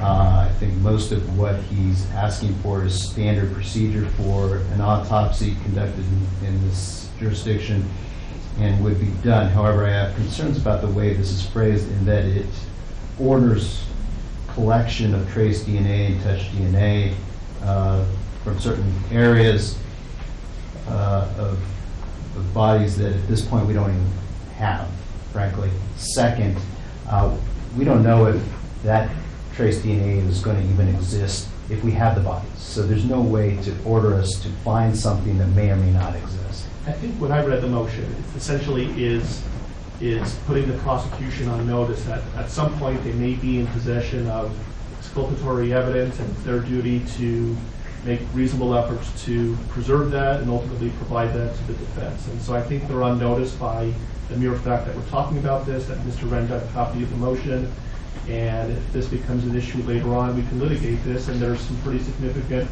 sanctions for the destruction of exculpatory evidence.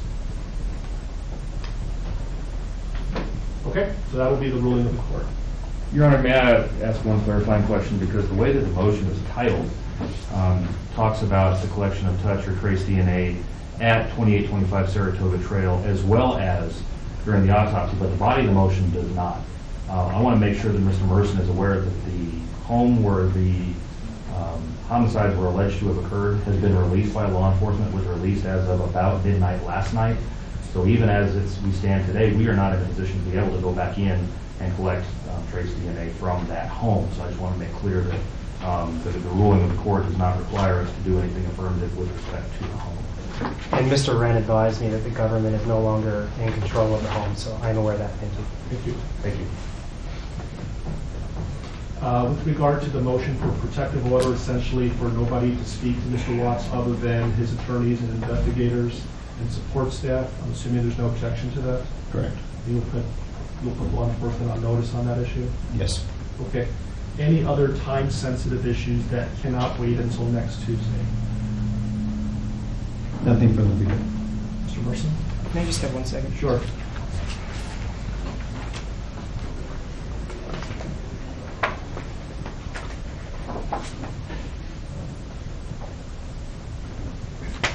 Nothing further. Thanks, Judge. Okay, and I would just respectfully ask that if you file anything between now and next Tuesday, certainly into the future, if you could advise your office of this, if there's more than one lawyer working on this, please number every pleading that's filed, and for the prosecution as well, maybe you can use letters. And that way I know that I'm not missing something. That would be wonderful. Yes. Okay, so we'll see. Let's pick a time next Tuesday. I know everybody's really busy. I just had some time open up. And so what's a convenient time for everybody to be here?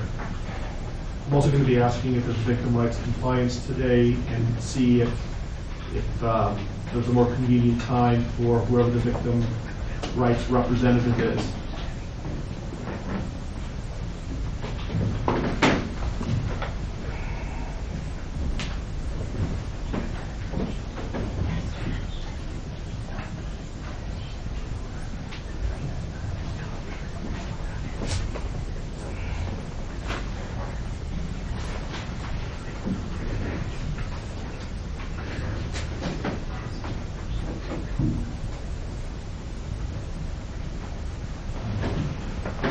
We have been in communication with the family of the victims. We are in VRA compliance with that, based on that effort.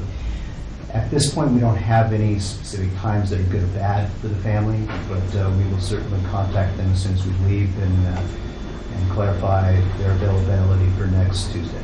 How about the attorneys? What's a good time for you to be here on Tuesday? Anytime, Judge. I'll make it work.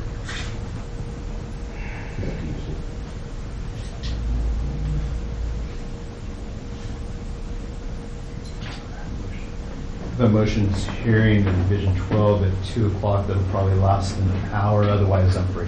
About 10 o'clock. That's fine. Okay. So the plan is next Tuesday, 10 o'clock, we're going to know whether the prosecution filed formal charges or not, and the deadline for that would be Monday at 3:30. I will give Mr. Watts a more detailed advisement, and then we'll decide what the next step is going to be. Does that work for everybody?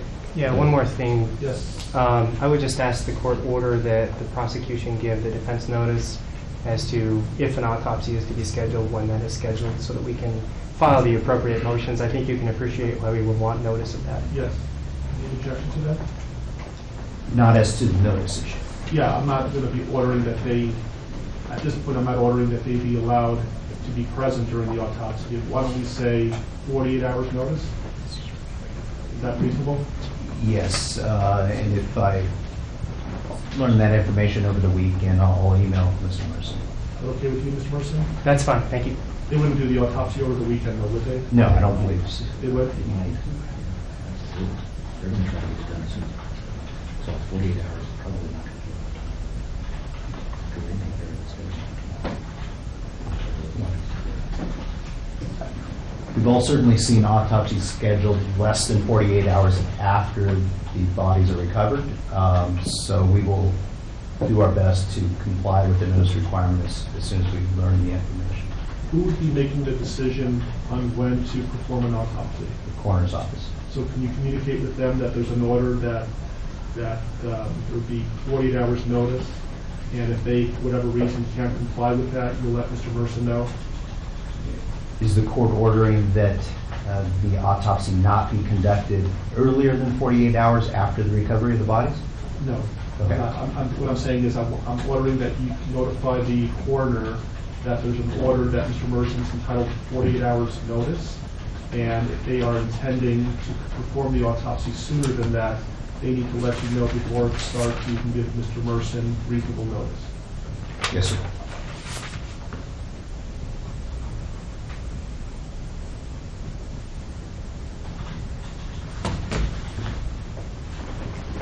Anything else you can think of between now and next Tuesday that we can resolve today? Yeah. Nothing from the prosecution. Nothing from the defense, thanks. Okay. All right, we'll see you next Tuesday at 10 o'clock.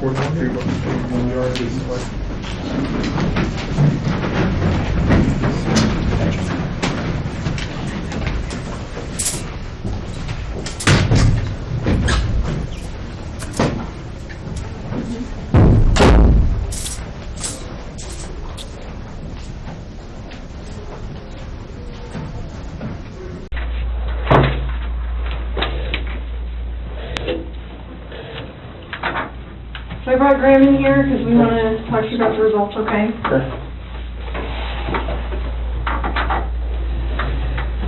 So, it is completely clear that you were not honest during the testing, and I think you already know that. You did not pass the polygraph test. Okay. Okay, so now we need to talk about what actually happened.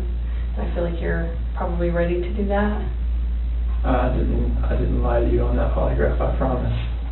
Chris, I know. Chris, stop. It's time.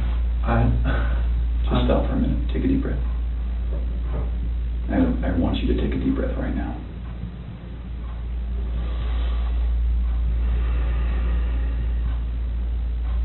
There's a reason you feel sick to your stomach.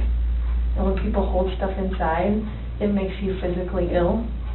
And I can just tell on your face, I could tell from the second you walked in that you were wanting to just come clean and just be done with this. And I appreciate that because you knew sitting down in that chair that you weren't going to pass today. And you knew I was going to find out because I told you that. And then you continued to stay knowing that you could, at the end, say, you know what? I just need to get this off my chest. Like, I just need to tell you what happened. We're not here to play games. We're not here to do any of that with you. We just want to know what happened. So can you start from the beginning and tell us what happened?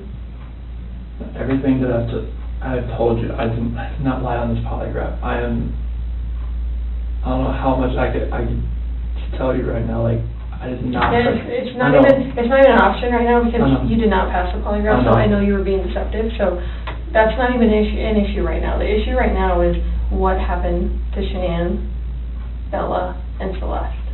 That's the issue right now. Okay. Okay. So let's talk about that. I know you want to tell us. I can see it in your face. Holding this lie in is going to do nothing for you. I know this. Like, okay. I'm not like trying to like cover things up. Like. Yeah, but you kind of are because it's normal. Normal people would do that. Normal people that make a mistake initially are going to go, I don't know what you're talking about. I didn't do anything. That's normal. I would expect that. It's just like if you ask your kid, you know, did you write on the wall? And they go, no. And you're like, you have a marker on your hand. Like, I know you just wrote on the wall. And they're like, oh, okay. That's a natural reaction that someone's going to initially lie about something like that and then eventually tell the truth. So this is your eventually telling the truth time. This is where the rubber meets the road, Chris. Like, don't let this continue any longer, please. I'm not trying to make anything continue. Like, I want them back home, like. But you know they're not coming back home. You know that. I don't know in the back of my head. I hope they come back home. But you know they're not. I hope they come back home. Mm-hmm. And I don't know they're not coming back home. Chris, Tammy and I are confused, okay? And here's what we're confused about. I told you that we've done some work overnight. Yeah. I told you that we've got a lot of leads, okay? That wasn't a lie. I know. We know a lot more than you think we do, okay? And here's where we're confused. You're this great guy, and I'm not just telling you that, okay? I'm telling you that because everyone tells us that, okay? We can't find anyone to say anything bad about you. Chris is a great guy. He's a good father. He's a good man. We're confused as to why you're not taking care of your beautiful children. I'm not taking care of them right now? Right now. Where are they? I don't know where they're at.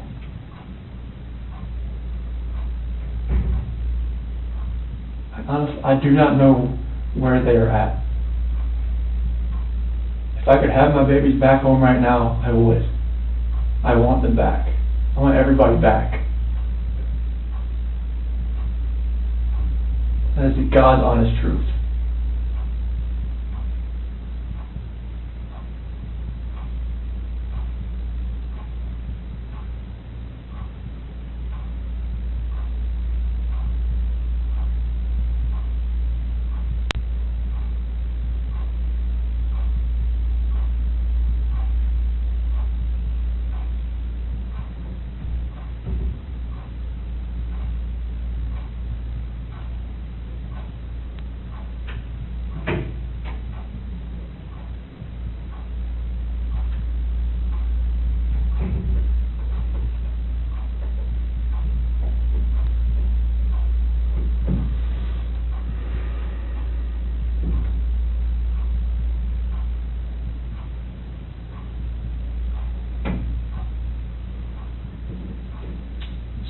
talking about your family. Okay? We just can't figure out why there's two Chris's. Okay? We talked about that last night. Yes. We just can't figure it out. There's a Chris, okay? If somebody asked me my kid's child routine, I would say, I don't know, go ask their mom. That's the truth, right? And so it is very surprising to me, and it warms my heart that you're the type of dad who can pack a bag in the morning, and you know just what to put in there, and you know just what to put in there as a backup in case they have an accident, okay? You know what the clothes to put in there, you know what they have for breakfast, you know what they have for a snack, and a dinner, and a nighttime snack. You can tell me the book you read to your daughters, okay? I know you love them. And you're not faking that, are you? It's real, okay? There's a lot of guys who come in here and try to tell me that, and I know they're lying, okay? Because they can't answer those questions that you can answer, okay? But you aren't here today lying about something else. So we need to talk about that, okay? I cheated on her. I know. And this is very good. I'm not proud of it. I don't think anything like that could happen. I don't think I would ever do it, but I did. I know. Keep going. And she accused me of it. I denied it. I cheated on her, and I feel horrible for it. Like, she was pregnant, and it was. I don't want to. I didn't hurt her. I cheated on her. I hurt her emotionally. I cheated on her. And I feel absolutely horrible about this, but that's what I've been holding. When I didn't go to the Rocky game, I was with her. Okay. I went to dinner with her. Okay. Keep going. That 5 weeks I was alone, I was with her most of the time. Okay. You're doing a good job. This is the Chris that I knew would come out today. This is the Chris who tells the truth because you're a truth teller. When I tell you I fell out of love, it's because I fell in love with her. Absolutely. Okay. I mean, that's God's honest truth. Okay. Who is her? So I don't want to get her involved in this. I don't want to ruin her life. Like, it's something like this. I don't want her involved in this. Okay. So can we talk about that a little bit? Yes. I knew that you would say you didn't want to get her involved. But that's just because you'd like to take care of people. She's a wonderful person. Like, I mean, she knew I was married, yes. And I told her we were going through issues, yes. Yes. And I told her that, we were going to get, at the end, like, we were going to get separated. Like, once I figured out what that was, I didn't know what that was going to be. I know. I had no idea. I saw her, took my breath away, and I'd never thought in a million years that could happen. I know. I know you're thinking I'm a figure, but it was. I never felt that way about anybody in my lifetime. Mm-hmm. Chris, that's not your fault. No, I'm just. Well, can we do this? I know you want to take care of her it's because you're the type of guy who takes care of women. It is. You took care of your wife, you took care of your daughters, you were very good at taking care of her, and you want to take care of her. So can we make a deal? I don't think this girl did anything to hurt anybody, but I can't walk out of here wondering. So can we leave her out of it? Okay. Get back to your wife and your daughters. Okay. Where are they? That I do not know. That was what I was holding back. Like, I didn't know, what I did. I know. Chris, in the interview today, you weren't asked about infidelity. You were asked about... I was holding back from last night. That's not what you feel today. That's not how that works. You would have reactions to every single question, not just the ones that we talked about being important. Like the ones you wanted me to lie about, is that what you're talking about? No, the ones about her disappearance and knowing where she's at, and about seeing her last. I was not lying about those things. Can I tell you what I think? Yes. Okay. So, going into that interview today with Tammy, where we strapped you in, we knew all about Nikki. Okay? All about her. And you're doing a very good job right now, because you didn't have to tell us about her, but you did. I couldn't hold that in anymore. I know. We could see it on your chest I and can't. in your eyes. Okay? Here's the challenge that we have. We knew about Nikki, and so we didn't need to ask you about her in the polygraph. We just didn't need to, because we knew. Okay? And so that's why we didn't ask you, because we already knew the answer. Okay? We're very, very worried about your daughters and your wife. I am too. Okay? So can I tell you, maybe based on the people that I've talked to, and Tammy's talked to, based on all the investigations we've done, based on your cell phone, both your cell phones, your wife's cell phone, Nikki's cell phone, okay, based on talking with family members and friends, and based on talking with everyone, here's what we know, okay? And I'm not going to lie to you right now. Here's what we know, okay? Chris is a good man. Everyone said it, okay? I'm not just telling you that because I, want to blow smoke here. You're a good man, okay? Nobody can fake answers about packing a backpack. Nobody. You either pack a backpack for your kids or you don't, okay? This should have been the happiest time of your marriage, okay? You and Shanann. This should have been the happiest time. She's making a little money. She's making good money. You're making great money. You both have a job. You have beautiful kids. You have a beautiful house. You're in Colorado. Clean air, good people, okay? And on top of that, you look pretty good now. You're pretty fit, okay? This should have been a time in your marriage where you guys were happy and thriving and productive, okay? And I believe that Shanann's the reason none of that happened. I believe that she's a controlling person. Maybe doesn't listen to you as much as she should. I think that she can do whatever she wants and you can't, okay? I think if you were to go to a restaurant, she would order whatever the hell she wants. And as soon as you order a nice steak, she says, whoa, buddy. Okay? A woman that lets her man do all of the backpack packing and all of the cooking. I'll do all the cooking, but Well, she cooks I yeah. do some things here and there. Okay? That's because you're a good person, and I think that she started on the path to leave the marriage. Okay? It's ironic that we're talking about you and Nikki. I think that she was the one who started on that path first. What do you think about that? I wouldn't have thought about that. Okay. And the other thing I think is interesting is, even though she is that type of person that's controlling, doesn't listen, does what she wants, is walking away from her kids, here you are defending her. Because to your core, you want to take care of the people you love. Okay. And that's the reason why we want to give you an opportunity today to just help us find them. Okay?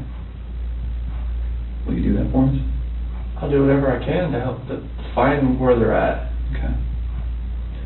So when she asked you, do you know where they are, or are you going to tell the truth about where they are, you failed miserably. Okay. Why?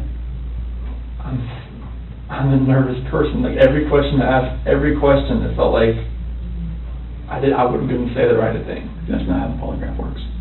I don't know what it reads like. I know she was saying about the autonomy of the process, but like I don't know where they're at. Chris, right now your dad's outside. He flew across the country to help you. Okay.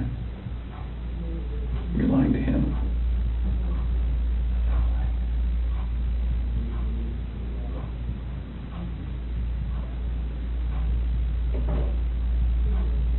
You're lied to everyone you talk to.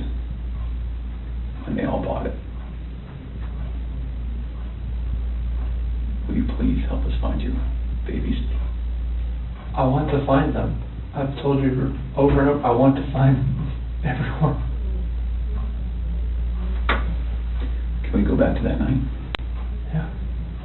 You know that we have texts, and we know that there's an Alexa in your house, and you know that those are trained to record distress. Okay. You know that we know the content of Nikki's text messages and your text messages and Shanann's text messages. Okay?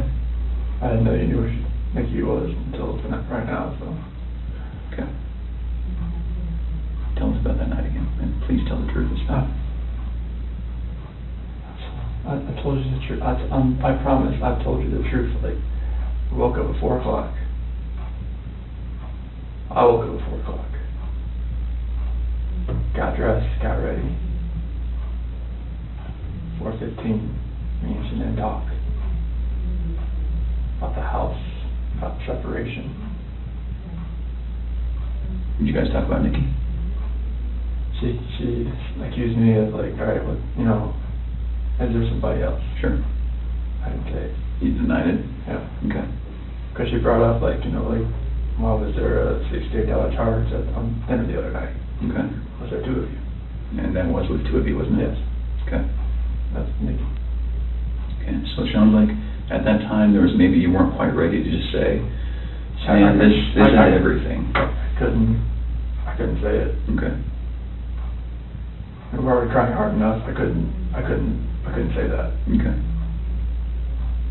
What did you say? I just told her like, this separation has to go. I want separation. Okay. Was it her idea to sell the house or yours? She initiated the realtor the week before in an email. Why? Because we were talking about the marital issues. She's like, well, you can't afford to live on her own. Well, she can't afford to live on her own, and I can't afford to live on my own. So she's like, we need to just contact Van and see. And who'd you contact? Well, she contacted Ann, our realtor. Ann? Yeah. Okay. Would Ann say the same thing, that your wife initiated the contact? Yeah. Okay. She would.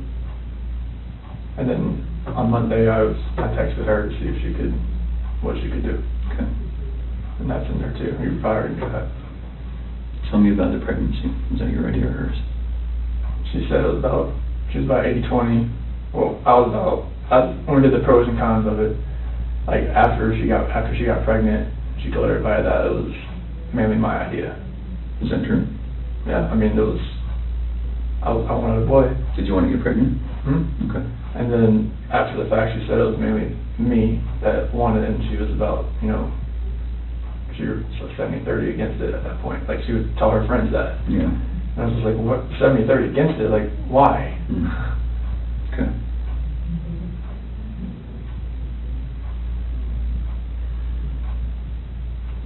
Can you understand that some of this just doesn't make sense to us? Okay. How is it possible that a woman and 2 kids are just completely gone off the face of the earth?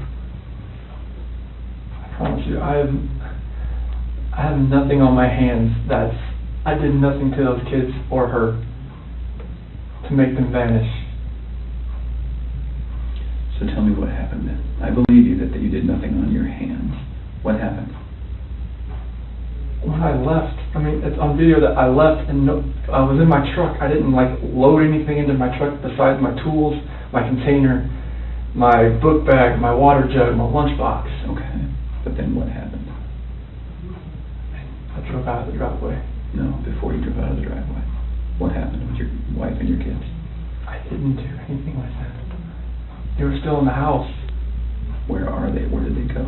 I don't know, sir. I really don't know.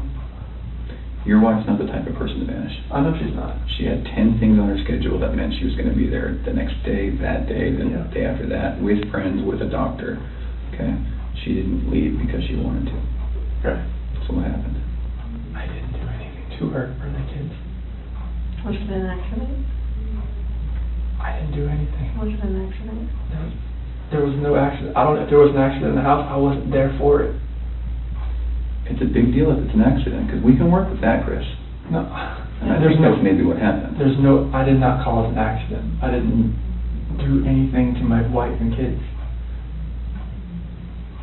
Was it a misunderstanding? There's no misunderstanding. Like, we had that talk. There was a misunderstanding where I didn't tell her about the affair. Okay. I didn't. That was the misunderstanding. Like, miscommunication, misunderstanding. Yeah. Good. But I probably should have told her right then, honestly. I mean, everything was out on the table anyways. Right. I should have just told her right then. But I didn't, because I just couldn't bring myself to do it. What was your plan? What were you going to do? I mean, how is the separation going to work? Like, once we got separated, I would get my own place, and then I mean, 50-50 split with the kids, I was hoping. Mm-hmm. What about Nikki? Take it slow and just see if, if anything develops, like, when I'm, having my own place. Okay.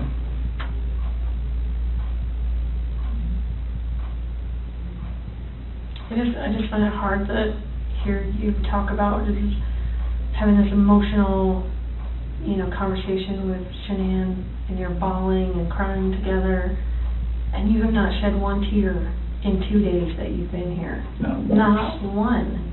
And help me understand that, because I don't get it. These are your baby girls, and you have not shed one tear over them not being around.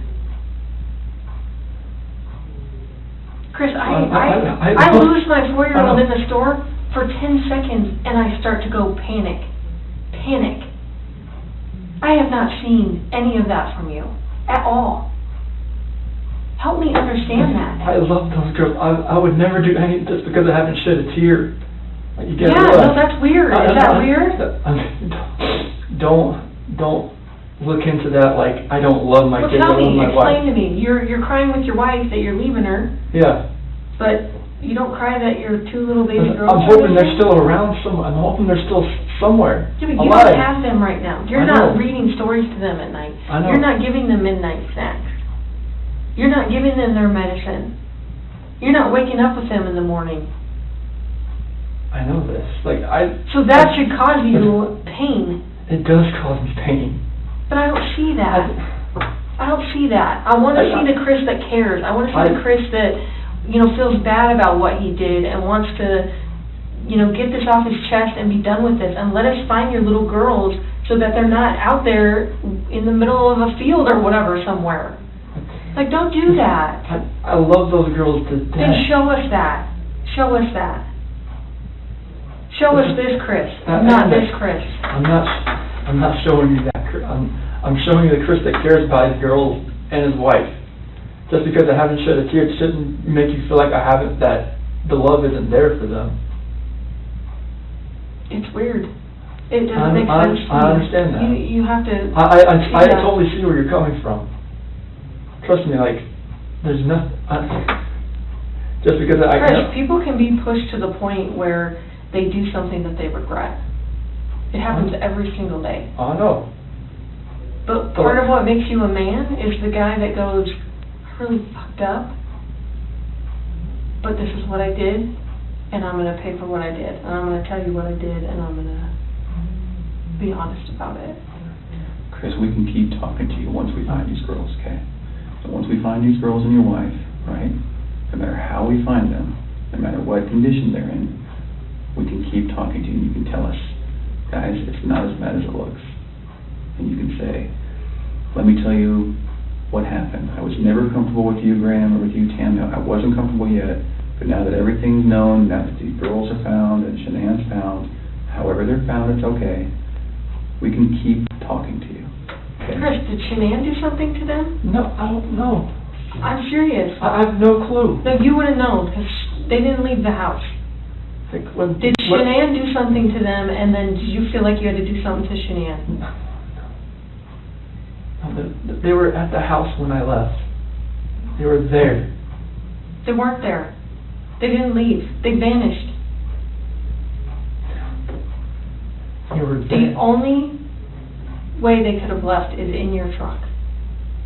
There's no way, because I didn't just throw them in my truck. You know your truck has GPS, yes, right? Yes. Because you even told your boss, yes. Hey, I'm going through separation, or maybe staying yes. at a friend's house, whatever. You know that thing pings every 10 seconds? Yep. So we will know exactly where you went. And your company's giving that to us. I know. Okay. Are we not asking the right questions, Chris? You're asking all the questions. What are we not asking you right? What are we doing wrong? You're not doing anything wrong.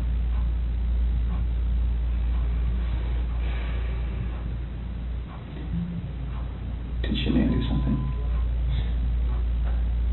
If she did anything to these kids, we both love them with all our hearts. There's no way. It could have been an accident. Something happened in the house that you know about. You failed the polygraph test, Chris. This is not about, did you leave and your wife vanished and you didn't know anything about it. That was not what you were asked, okay? Okay. We know that something happened to all three of them.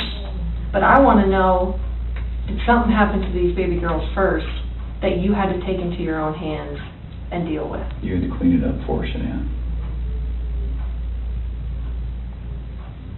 Chris, you gotta tell us.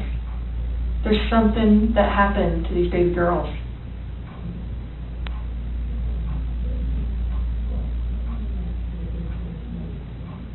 Look at them. I know. Before you came in, I was just watching videos. We have no doubt you love these girls with all of your heart. I have no doubt. But we make mistakes. And that's okay. It's what we do with those mistakes that make us who we are. Chris, it seems like you're thinking about it right now. What are you thinking about? She couldn't have.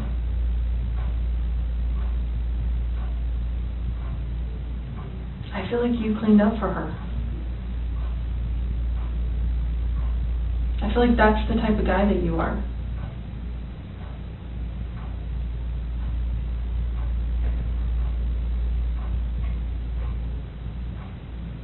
Which one of these has the breathing thing?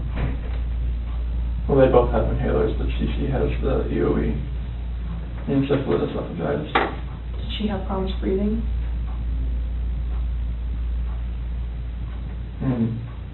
Only like with her allergies and whatnot, like if she had anything next, but she's home with the endoscopies and everything and the surgeries I told you about. Do you think she had trouble breathing that night? And Shanann freaked out? And didn't want to live without her baby girl? I don't think so. Did you hear about the homicide that happened in Aurora, where the guy beat that family to death with a ball-peen hammer? Mm-hmm. The only person that survived was a 3-year-old sibling. And that sibling grew up to be a total mess. No family, no mom and dad, no brother or sister, just sort of by herself. She says, I wish I would have died with them. And there are times that people freak out. I've seen it. I mean, I've been in law enforcement for almost 20 years. I've seen it. Parents freak out and they're like, oh my God, like, I can't have my baby girls live without each other. They're best friends. They're like twins. They're, you know, they wake each other up in the morning. And I understand that. We had a mom in Castle Rock that suffocated both her baby girls. She's like, my husband was going to take them, and she's like, I just couldn't handle. I thought I was doing right by them. I thought I was saving them pain. And I get it. Why? How's she saving them pain? She didn't want them to have to live without their mom.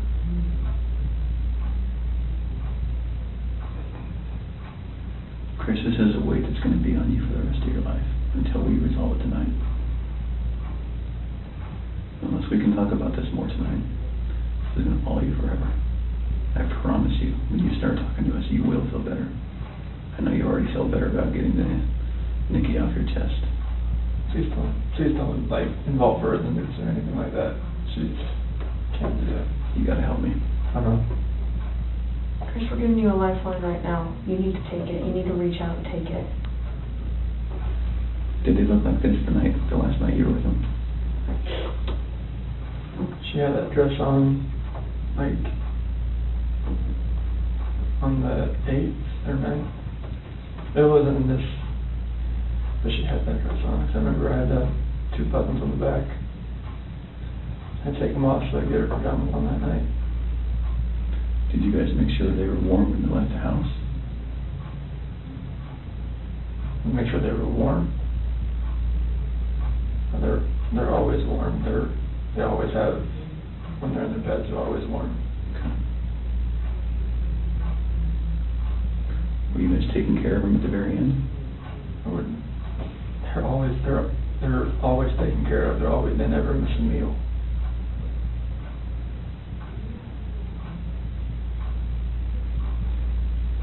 Chris, you took them out of the house with their blankets and their animals. Like, that's because you cared. That's what a caring dad does. I mean, I'm always caring for these kids. There's nothing in this for my life.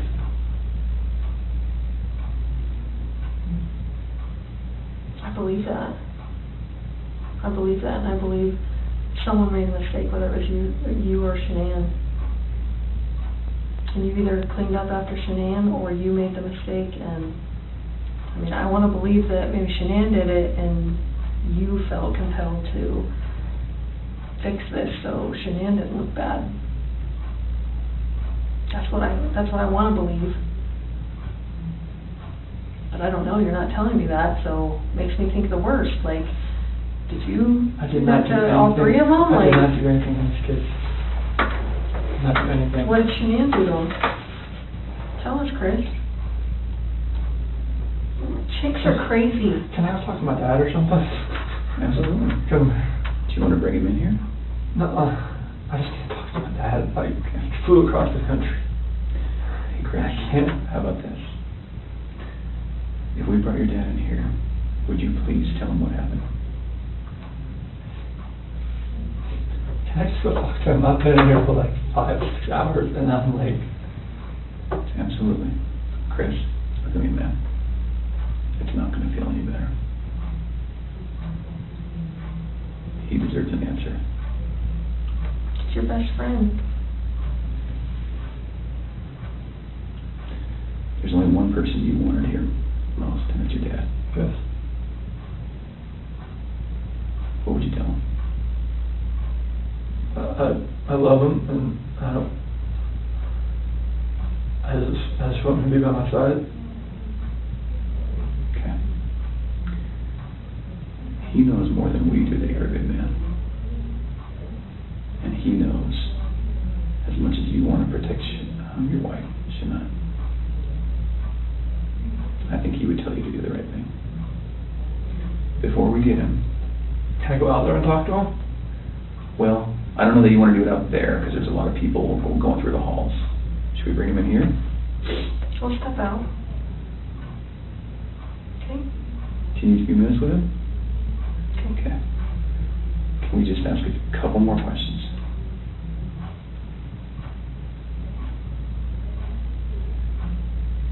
It seems like you're about to get it off your chest.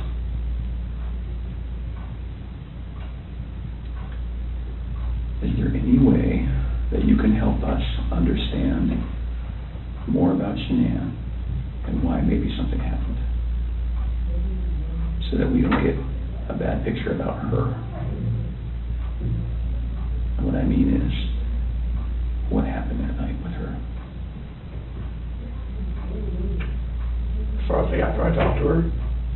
With the girls. Like when we were having that conversation in bed there. Mm-hmm. Like when I talked to her about the separation and the house, and she asked me about the affair, and and that's how that conversation went.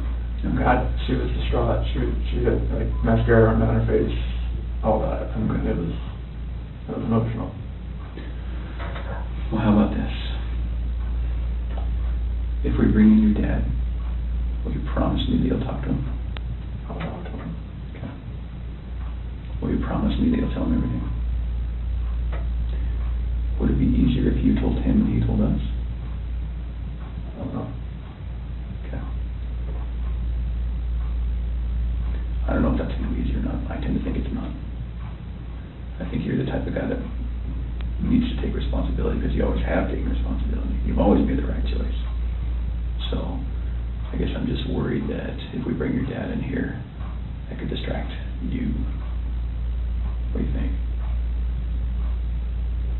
Distract me from like talking to you? Yeah. I just need to talk to him. Okay. All right. I know you'll do the right thing. I do. I don't know how long it's going to take. I think that you need to think a little bit more about that. Okay. And you need to realize that your dad is not going to stop loving you no matter what you tell him. You are his child, and he will not stop loving you. Never. Ever. And this is not the last chapter in anyone's story at all. Okay.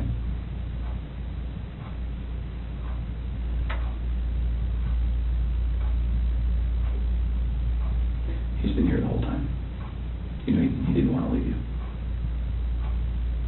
Have you ever seen, sometimes when an animal's owner dies, they stick around forever? I think that's your dad.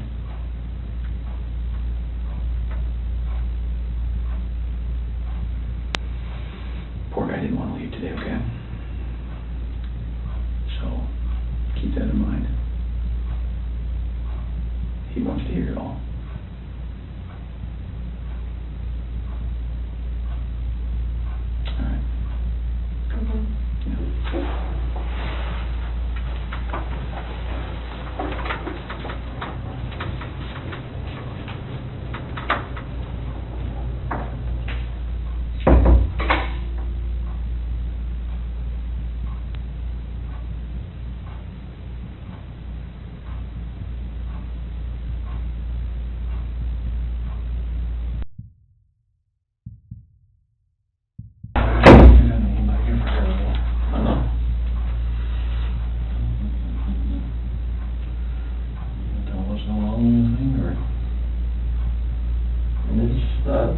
Polygraph failed it.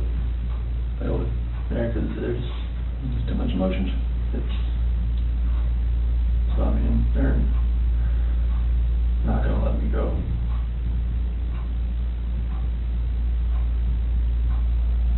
Is there any reason why they shouldn't? They know I had an affair. And they know. I can't complain about that.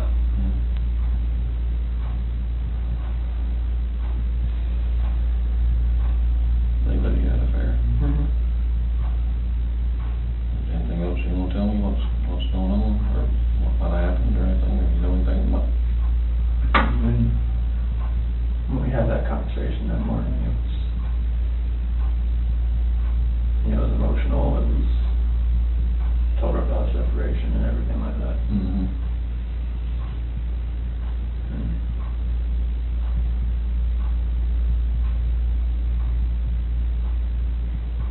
What happened after that? I mean, I went downstairs and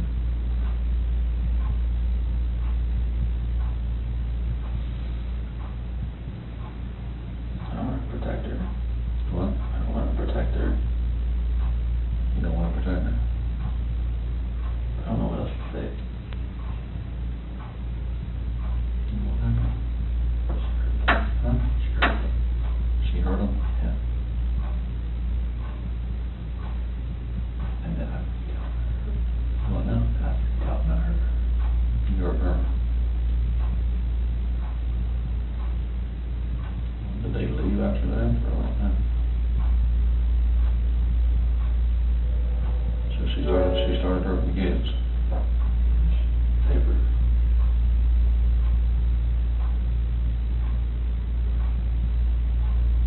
Oh, you guys what happened?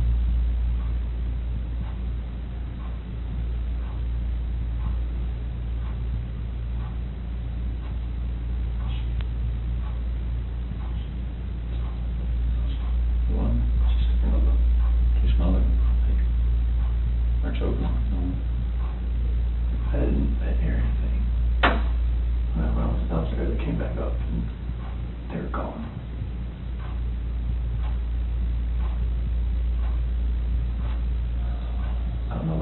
talking to her about that. Talking to her about separation and everything, about, like, she lost it. I don't know, like, what else to say, like, I freaked out.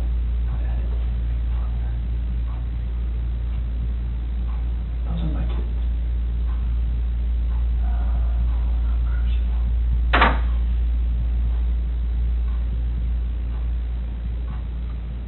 She, and it's not that one time, you were leaving the place and going to work. And she freaked out over the separation and everything. Like, she laid back down, but that's when I went downstairs, but I heard like a little commotion upstairs, but I didn't think anything of it. And then you went back upstairs and she was... Never. I could see, like, she was not out. What, choking her, or... Did she kill her? They're blue. Both of them? Yeah. She choked both of them to death. I freaked out at the same thing.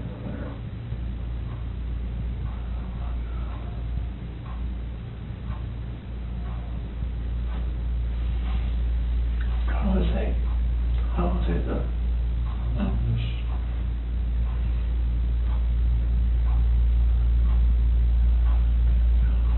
I begged him to, like, call the cops about it. So when did you haul the bodies off or something?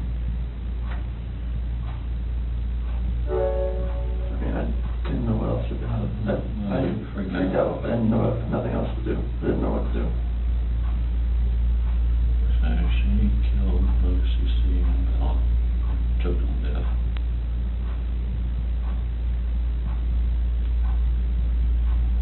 You lost it and choke her or... That's just rage. I hadn't...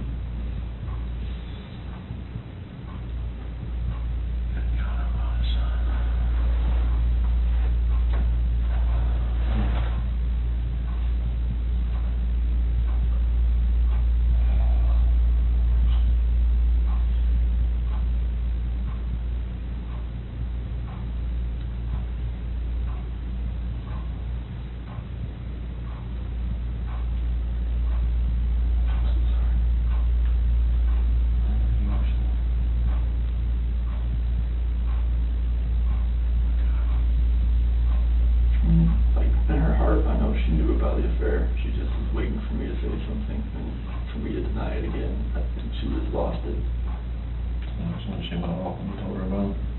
And that's when the crying, like, happened. And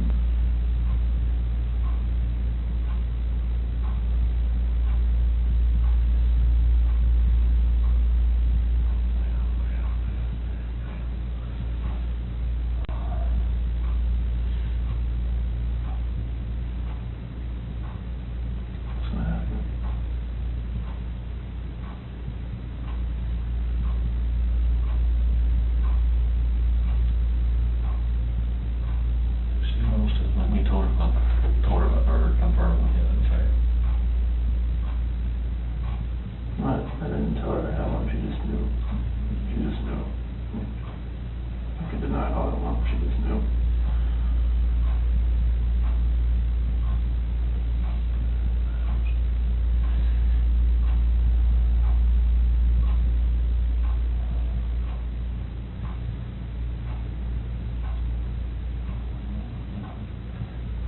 She killed both over... separation of the affair.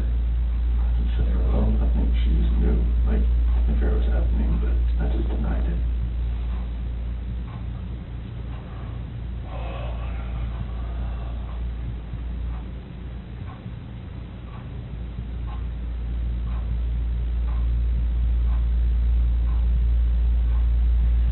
But you told her before that about separation. But, you know, she was hoping we'd go to counseling or something. I didn't like the counseling.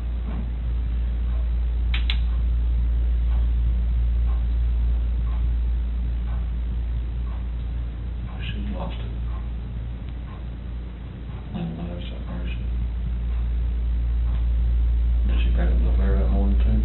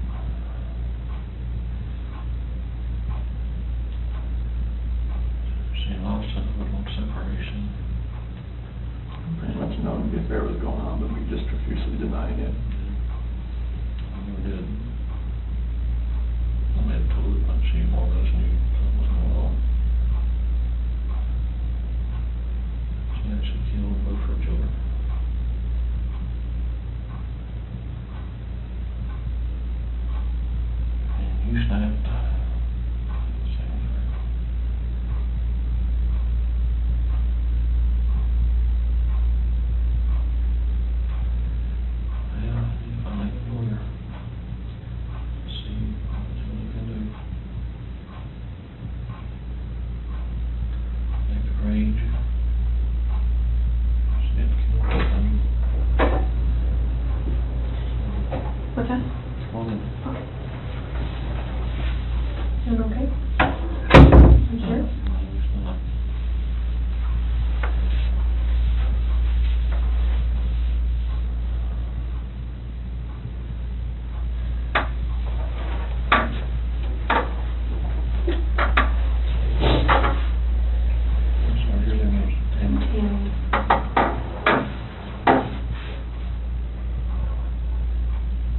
Just help us work through this with you, okay?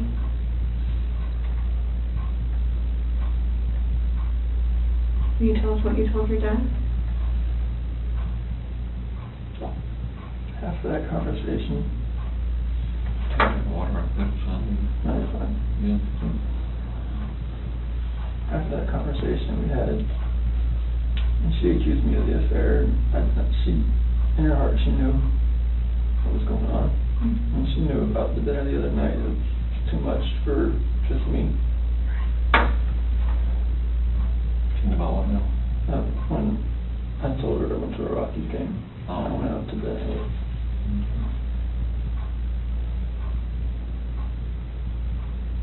I went downstairs.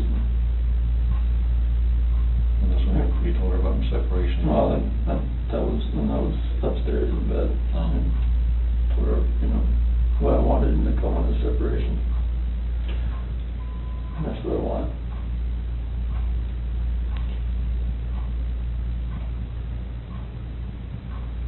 What happened after that? I went downstairs and started packing up a few things. And I heard a couple things upstairs, but I didn't think anything of it.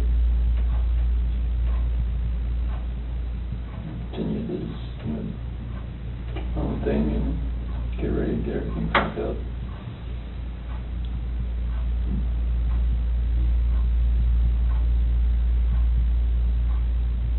Next.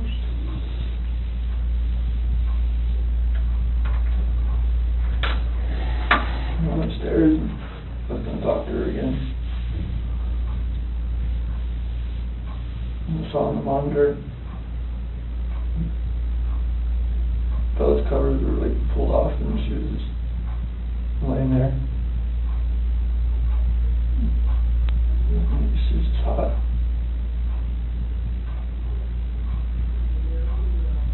It's like, oh, everybody's she was in there with her on top of her.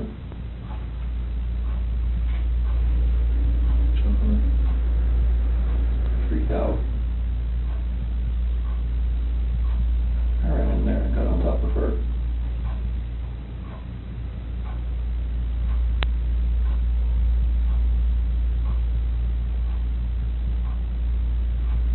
What'd you do?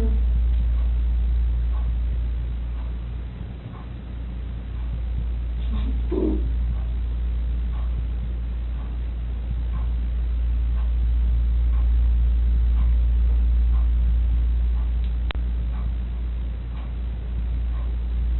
Those are my babies.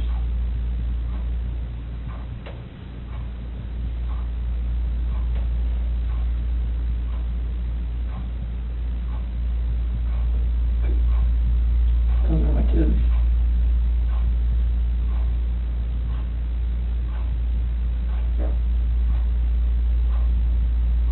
What happened? Something hurt. Who, Shannon?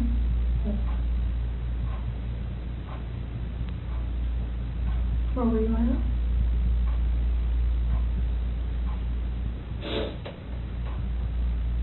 Right there.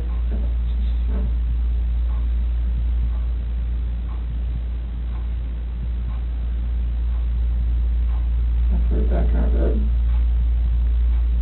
Sure. In your bed? Okay. What happened next? I don't know what to do. I have no idea what to do. I was shaking.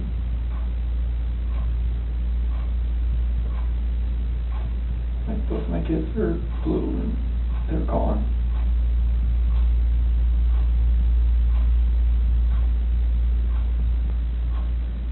And I'm just like blind, just I'm not that person, like I'm just like she hurt my kids.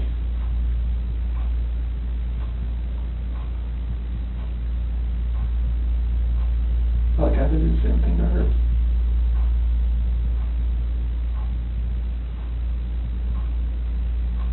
What happened after she was in your bed?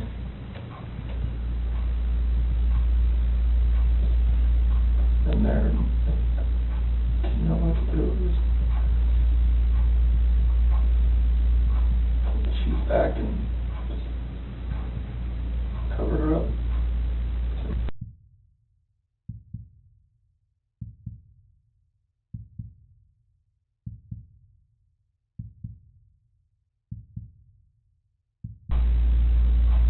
Didn't know what to do.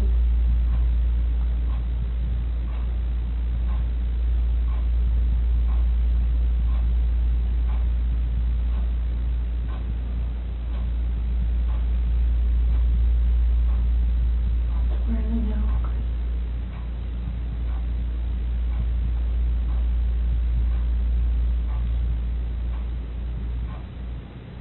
To find your babies.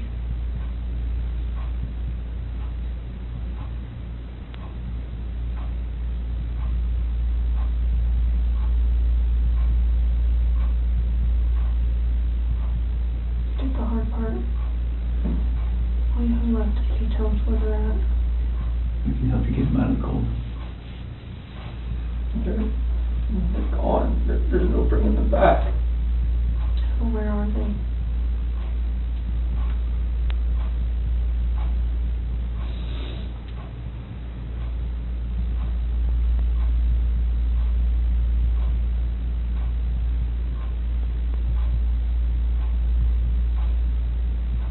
that first location I went to that day.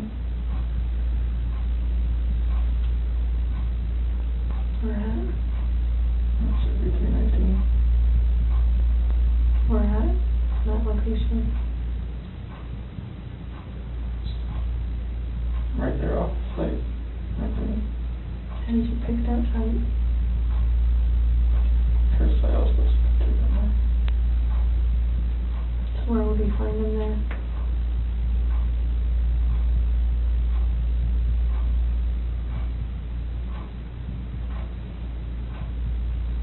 I didn't know what to do. I know. I didn't know what to fucking do. Like, none of this made sense. Why would she hit my fucking girls?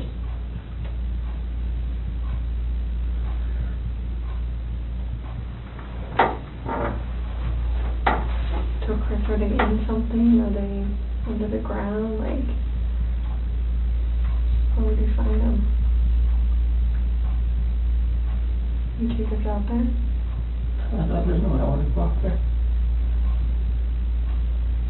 I mean, I will if you want me to. I don't want to go.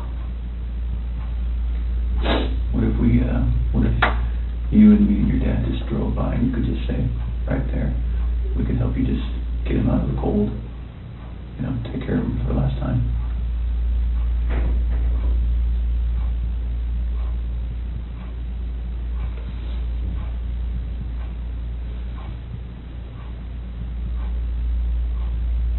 I'm sorry. I know you are. I know you are.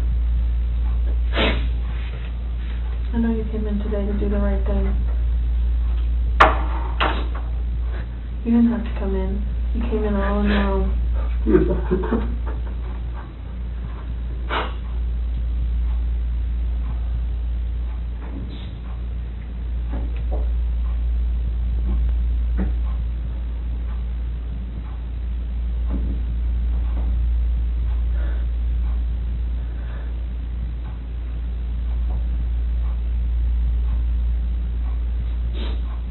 don't think anything less than me.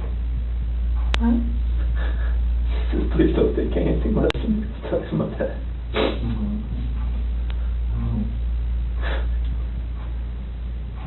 Are they all three out there, Chris? Yes.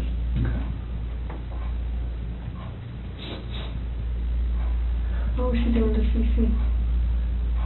She's just on top of her. My hands around. Hands around what? Her neck. You saw it? I saw it on the monitor. Okay. That's why I ran in there. What'd she say? Threw her off and saw Cece was already blue. It's not moving. And just that blind rage, I just did the same thing to her.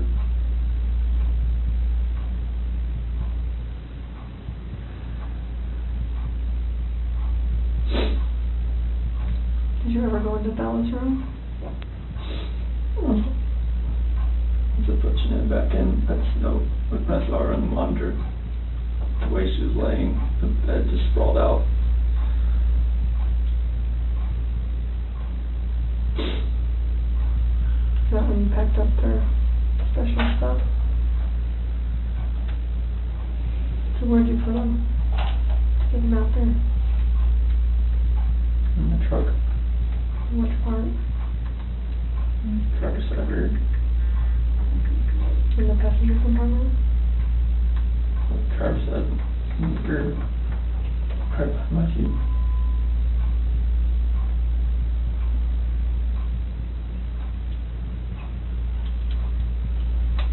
What do you think of on the way out there? There's... And the babies are gone. And I put my hands around my wife's neck and did that same thing.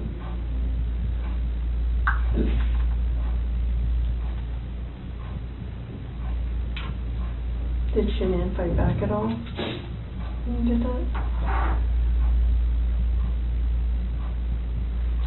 The rage that I had after seeing that, not much.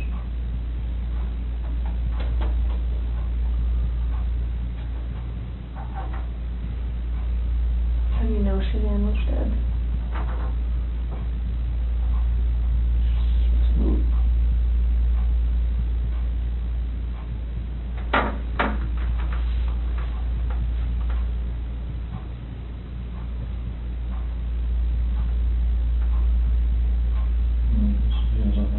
We looked on her Facebook page like 2 days ago.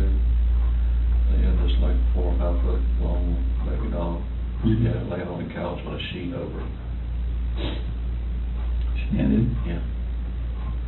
Before any of this happened. Yeah. That's a good point. So I'm thinking it's not a plan. I don't know. That's a very good point. If I can't see it now, I'm blocked on there. If you look on their Facebook page. What did it say, or what was the It caption? said, what do you say to this? Something similar to that. And a tall baby doll about that tall was laying on one of our couches and had a sheet over it across the head all the way up. You can see his feet hanging out. Saying like Bella had done that. The kid went through that. Do you remember that, Chris? What do you think? Just make fun of it.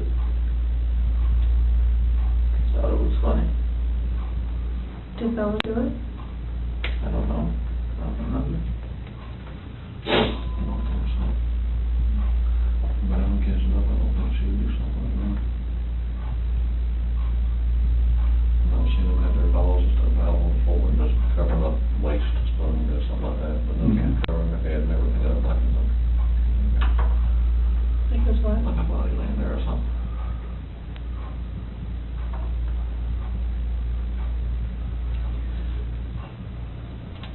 It sounds like kind of. I'm sorry, I lied to you. And you. I mean, you knew what was going to happen. You stayed for a reason. Chris, you're a good man. I'm not a good man. Well, you stayed. You wanted to talk. You knew it was going to be hard, and you still stayed. That's what a good man does. Stayed here for 6 hours and 11 minutes before. I just stared you in the face. We're glad you did. I can see when the rage would come out and see look for kids dead. You don't know. You don't know when you look at you like about it. You move.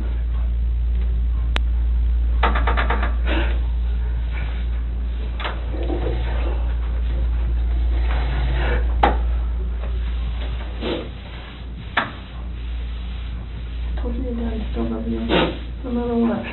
I could do that to one that gets the bite.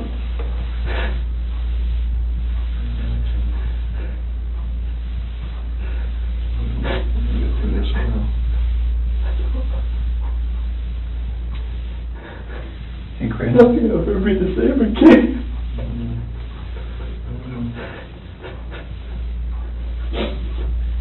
When you came in, was your wife on top of her right when you came in? So you saw it in person? Because I saw the monitor, that's when I rushed in. So I went in there to talk to her again. And when you came in, she was right there on top of her? She was right there. Okay. Her hands on her throat. She didn't know what to do.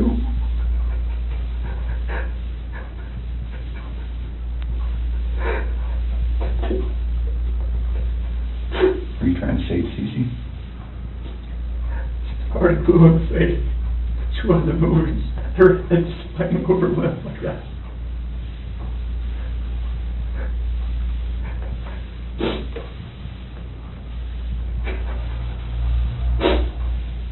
So where did you put them out there, Chris? That's really important.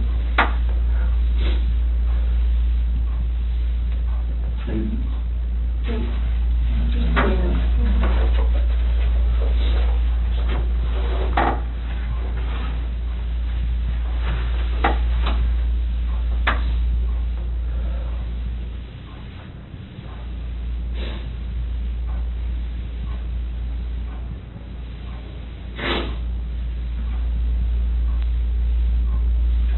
In something, or they under something, in something. I didn't know what else to do. I know, so tell me what you did. I know. I didn't know what else to do. I was so scared. I know. It's like, my wife just did this, and I just did that. What do I do? Right. Or anything that I would do from them was just going to be just insensitive and just a horrible thing. You were in a tough spot. I mean, what can you do, right? Sometimes your body just kind of takes over and...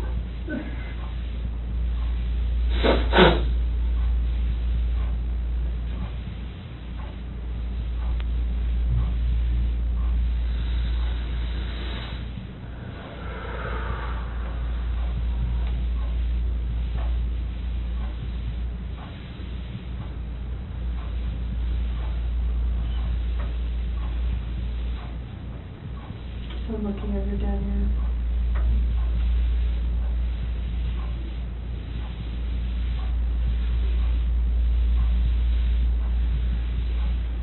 Can you show us?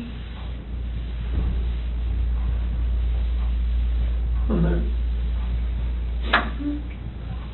What's going to happen? We're going to help him get out of there. Do you Like, what? Would you prefer that one of your coworkers? Oh my God, no. Okay. I cannot have that.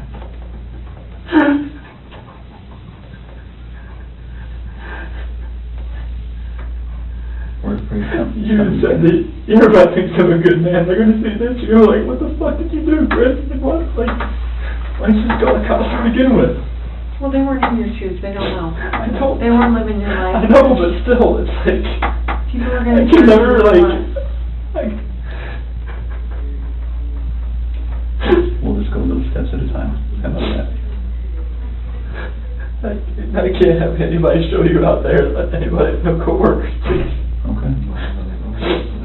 I mean, they're just going to form their own opinions anyways once they figure everything out anyway. We'll find it anyway. We'll just take little steps tonight then. How about that? Yeah. Do you have to have any of them with you? No. No. We prefer you. Can you and me and Tammy and Ronnie get in the car and just drive out there? Just general direction. You just point it? Chris, I know they're gone, but they're still your babies, and you're still their dad. You don't want them out there. I don't want them out there. And you don't want someone else to find them out there. You don't, I promise you.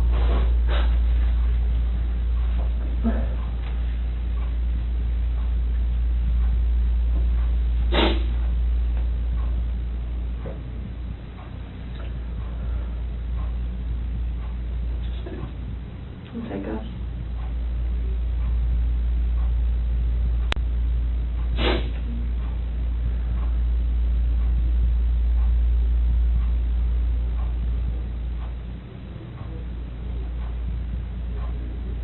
You give us a second so we can kind of get some things arranged to do that. Ronnie, do you mind staying in here with him? Okay.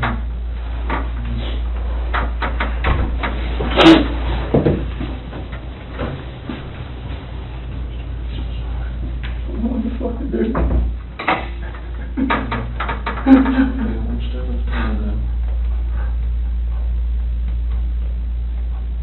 This is just fucking horrible.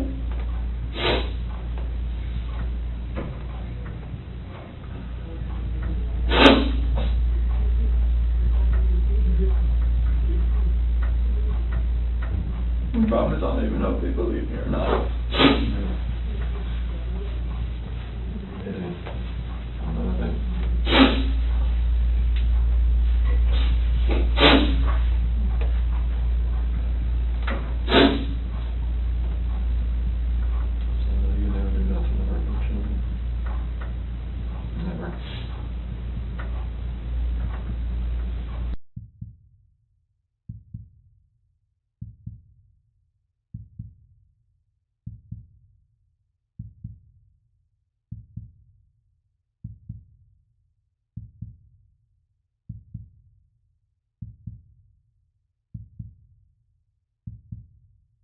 Yes.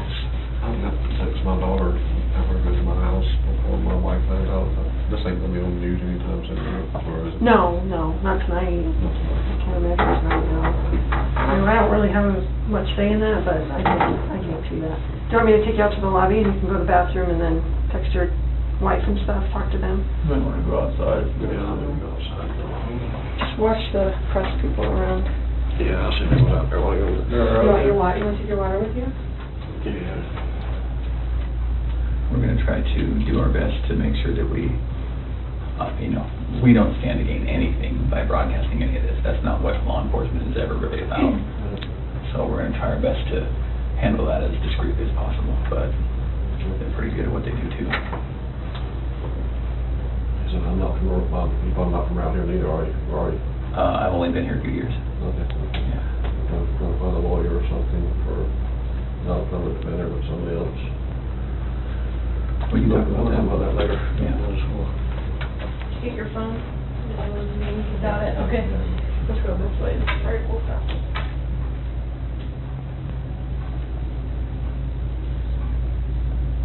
So if you're up for it, we'll talk a little bit more.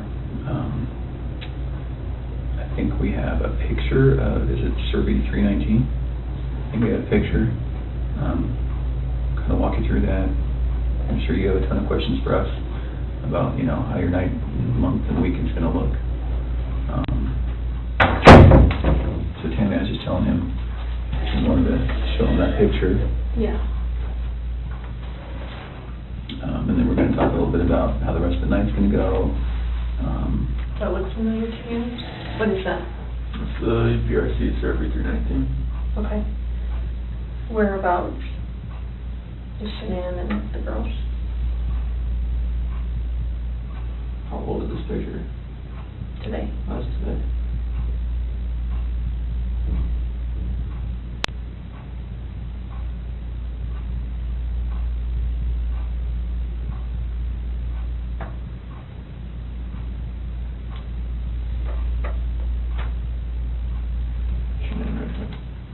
Okay, can you mark it for me?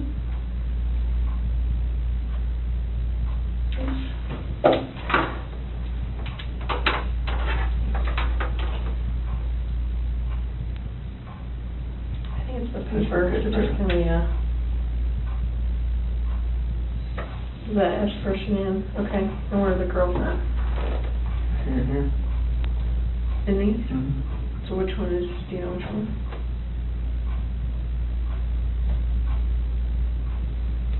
Are they in the tanks? Can somebody who doesn't know what they're doing open those? Okay, it's easy to open. What's in the tanks? It's a mixture of oil and water.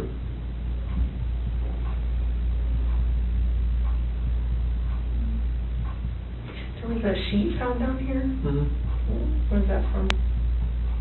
That was what Chanel was wrapped in. What about the girlies? What were they wrapped in? Just in their pajamas? Not with their blankets or anything? Where did their blankets and toys and stuff go? Probably flew away in the wind or something right here. Where did you set them or put them? It was right here, but So, how did you dig this out? I'm assuming that's under dirt. How did you dig that? It's a shovel in the back of my truck. It's the always have. It's like a work shovel? Is it still there?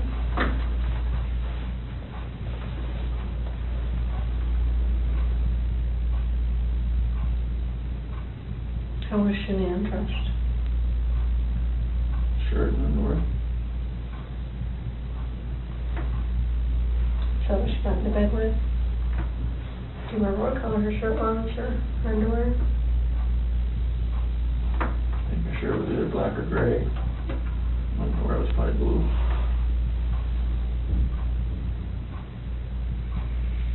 How much time passed, do you think, from the time that she was back in the bed until you put them in the truck?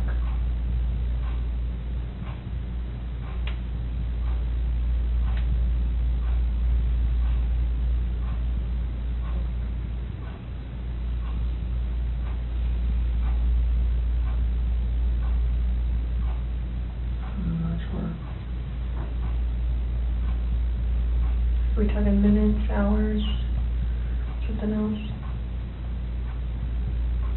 From when I left the house. like from when you got her into bed to when you put them in the trunk, how long a time was that?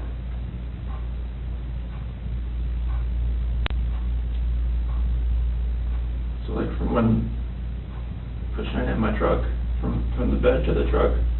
Yeah, from your master bed to the truck, yeah. Minutes. Okay. Because you talked about covering her up or something. Yeah. And the sheet.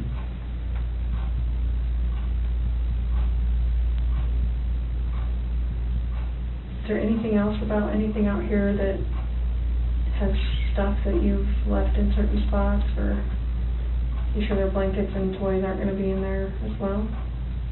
Not because it was right here with the sheet.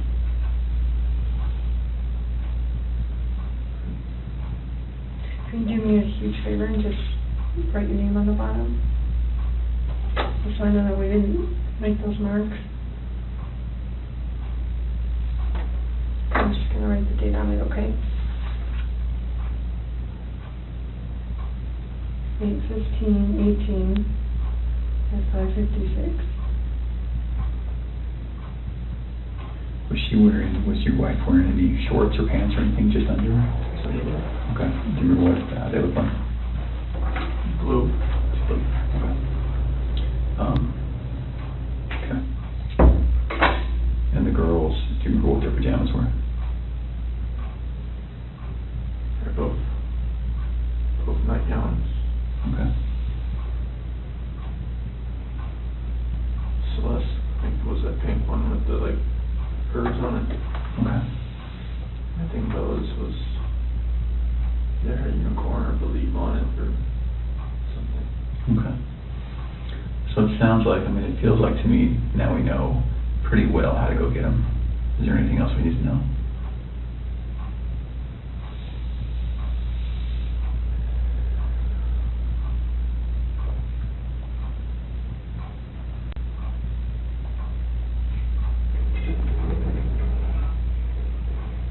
About how to get them? Yeah.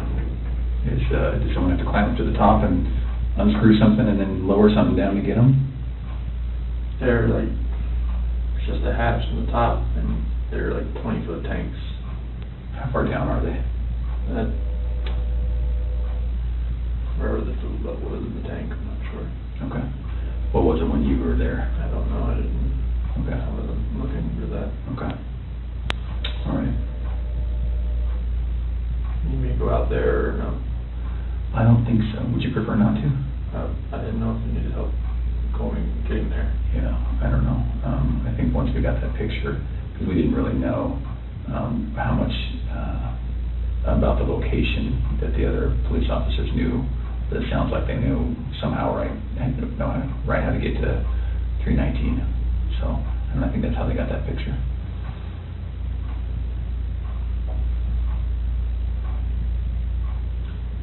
Does your nanny cam, do you have a nanny cam, right?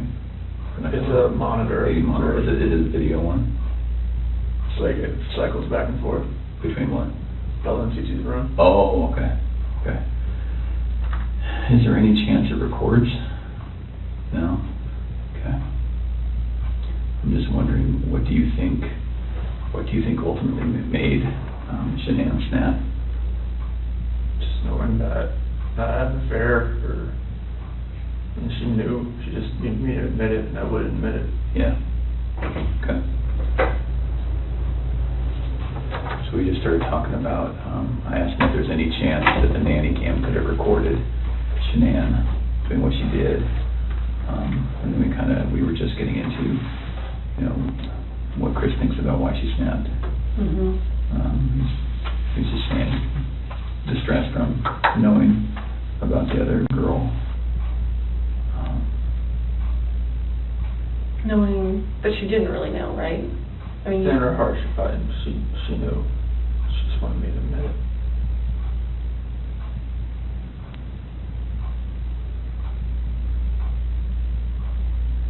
Can we talk about a couple tough things? I think we need to get it out of the way and just really get it out, just to make sure You have every chance to explain exactly what happened, and we have every chance to ask questions. So the conversation happened. You go downstairs. She's still upstairs. And then you see what? I hear just commotion upstairs, just like, you know, like little noises like that. Okay. Didn't think anything of it.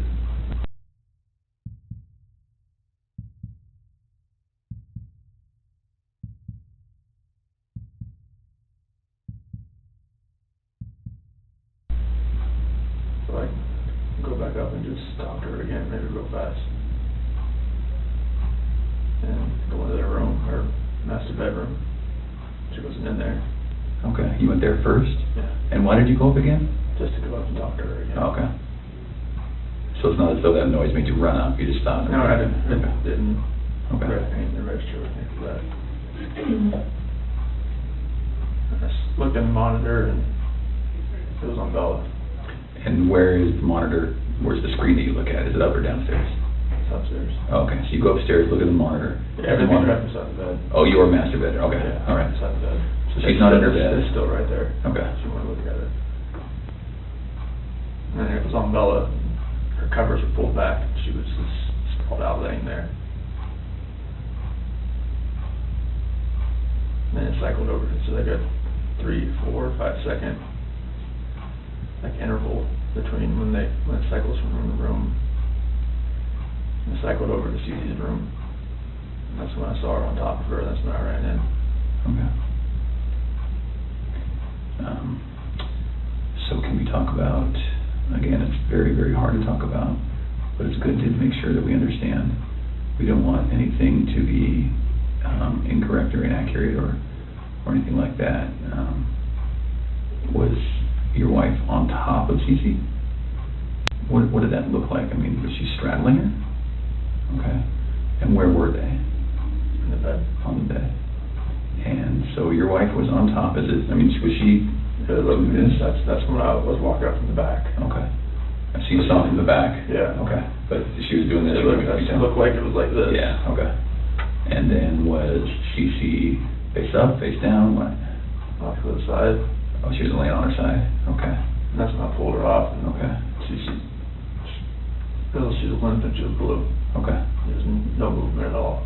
Oh, she was limp and blue, or limping and blue? Limp and blue. Limp and blue, okay. It's like her body was like, right. You pick her arm up and it Sure. just falls. Okay. And then what happened? I looked at her and I just got on top of her and you got on top of Shanann? Did the same thing. Okay. Did you have to knock her down? No. She was already on the ground? I just pulled her off on the bed. Oh, kind of one movement? Yeah. Okay, so it's not as though you I didn't pulled her off? No, like I went up, pulled her down and did that. I didn't know, I lost it. Sure. So Shanann was laying on the ground? On the bed. On the bed? Yeah, like when she was on top of Cece, I saw what was happening.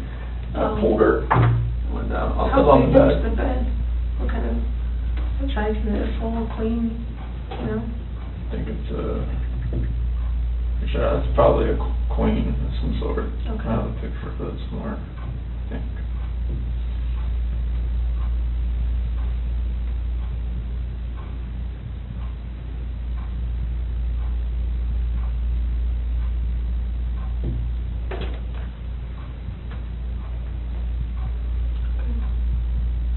So where was Celeste in the She was all the way up to the top. To the top? Yeah. And I went in and pulled Shanann down, it was crossways.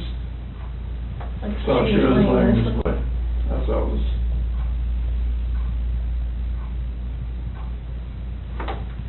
Okay. And that's key room. Mm-hmm. So then, is this picture as you're standing in the doorway to go in? Is that where, okay? And then, so were they closer to this side or this side? Cece usually sits in the middle. Okay. And then, so your wife was right on top of her, you could just see that. And then did you pull her this way or that way, or? So to where her head was on this side.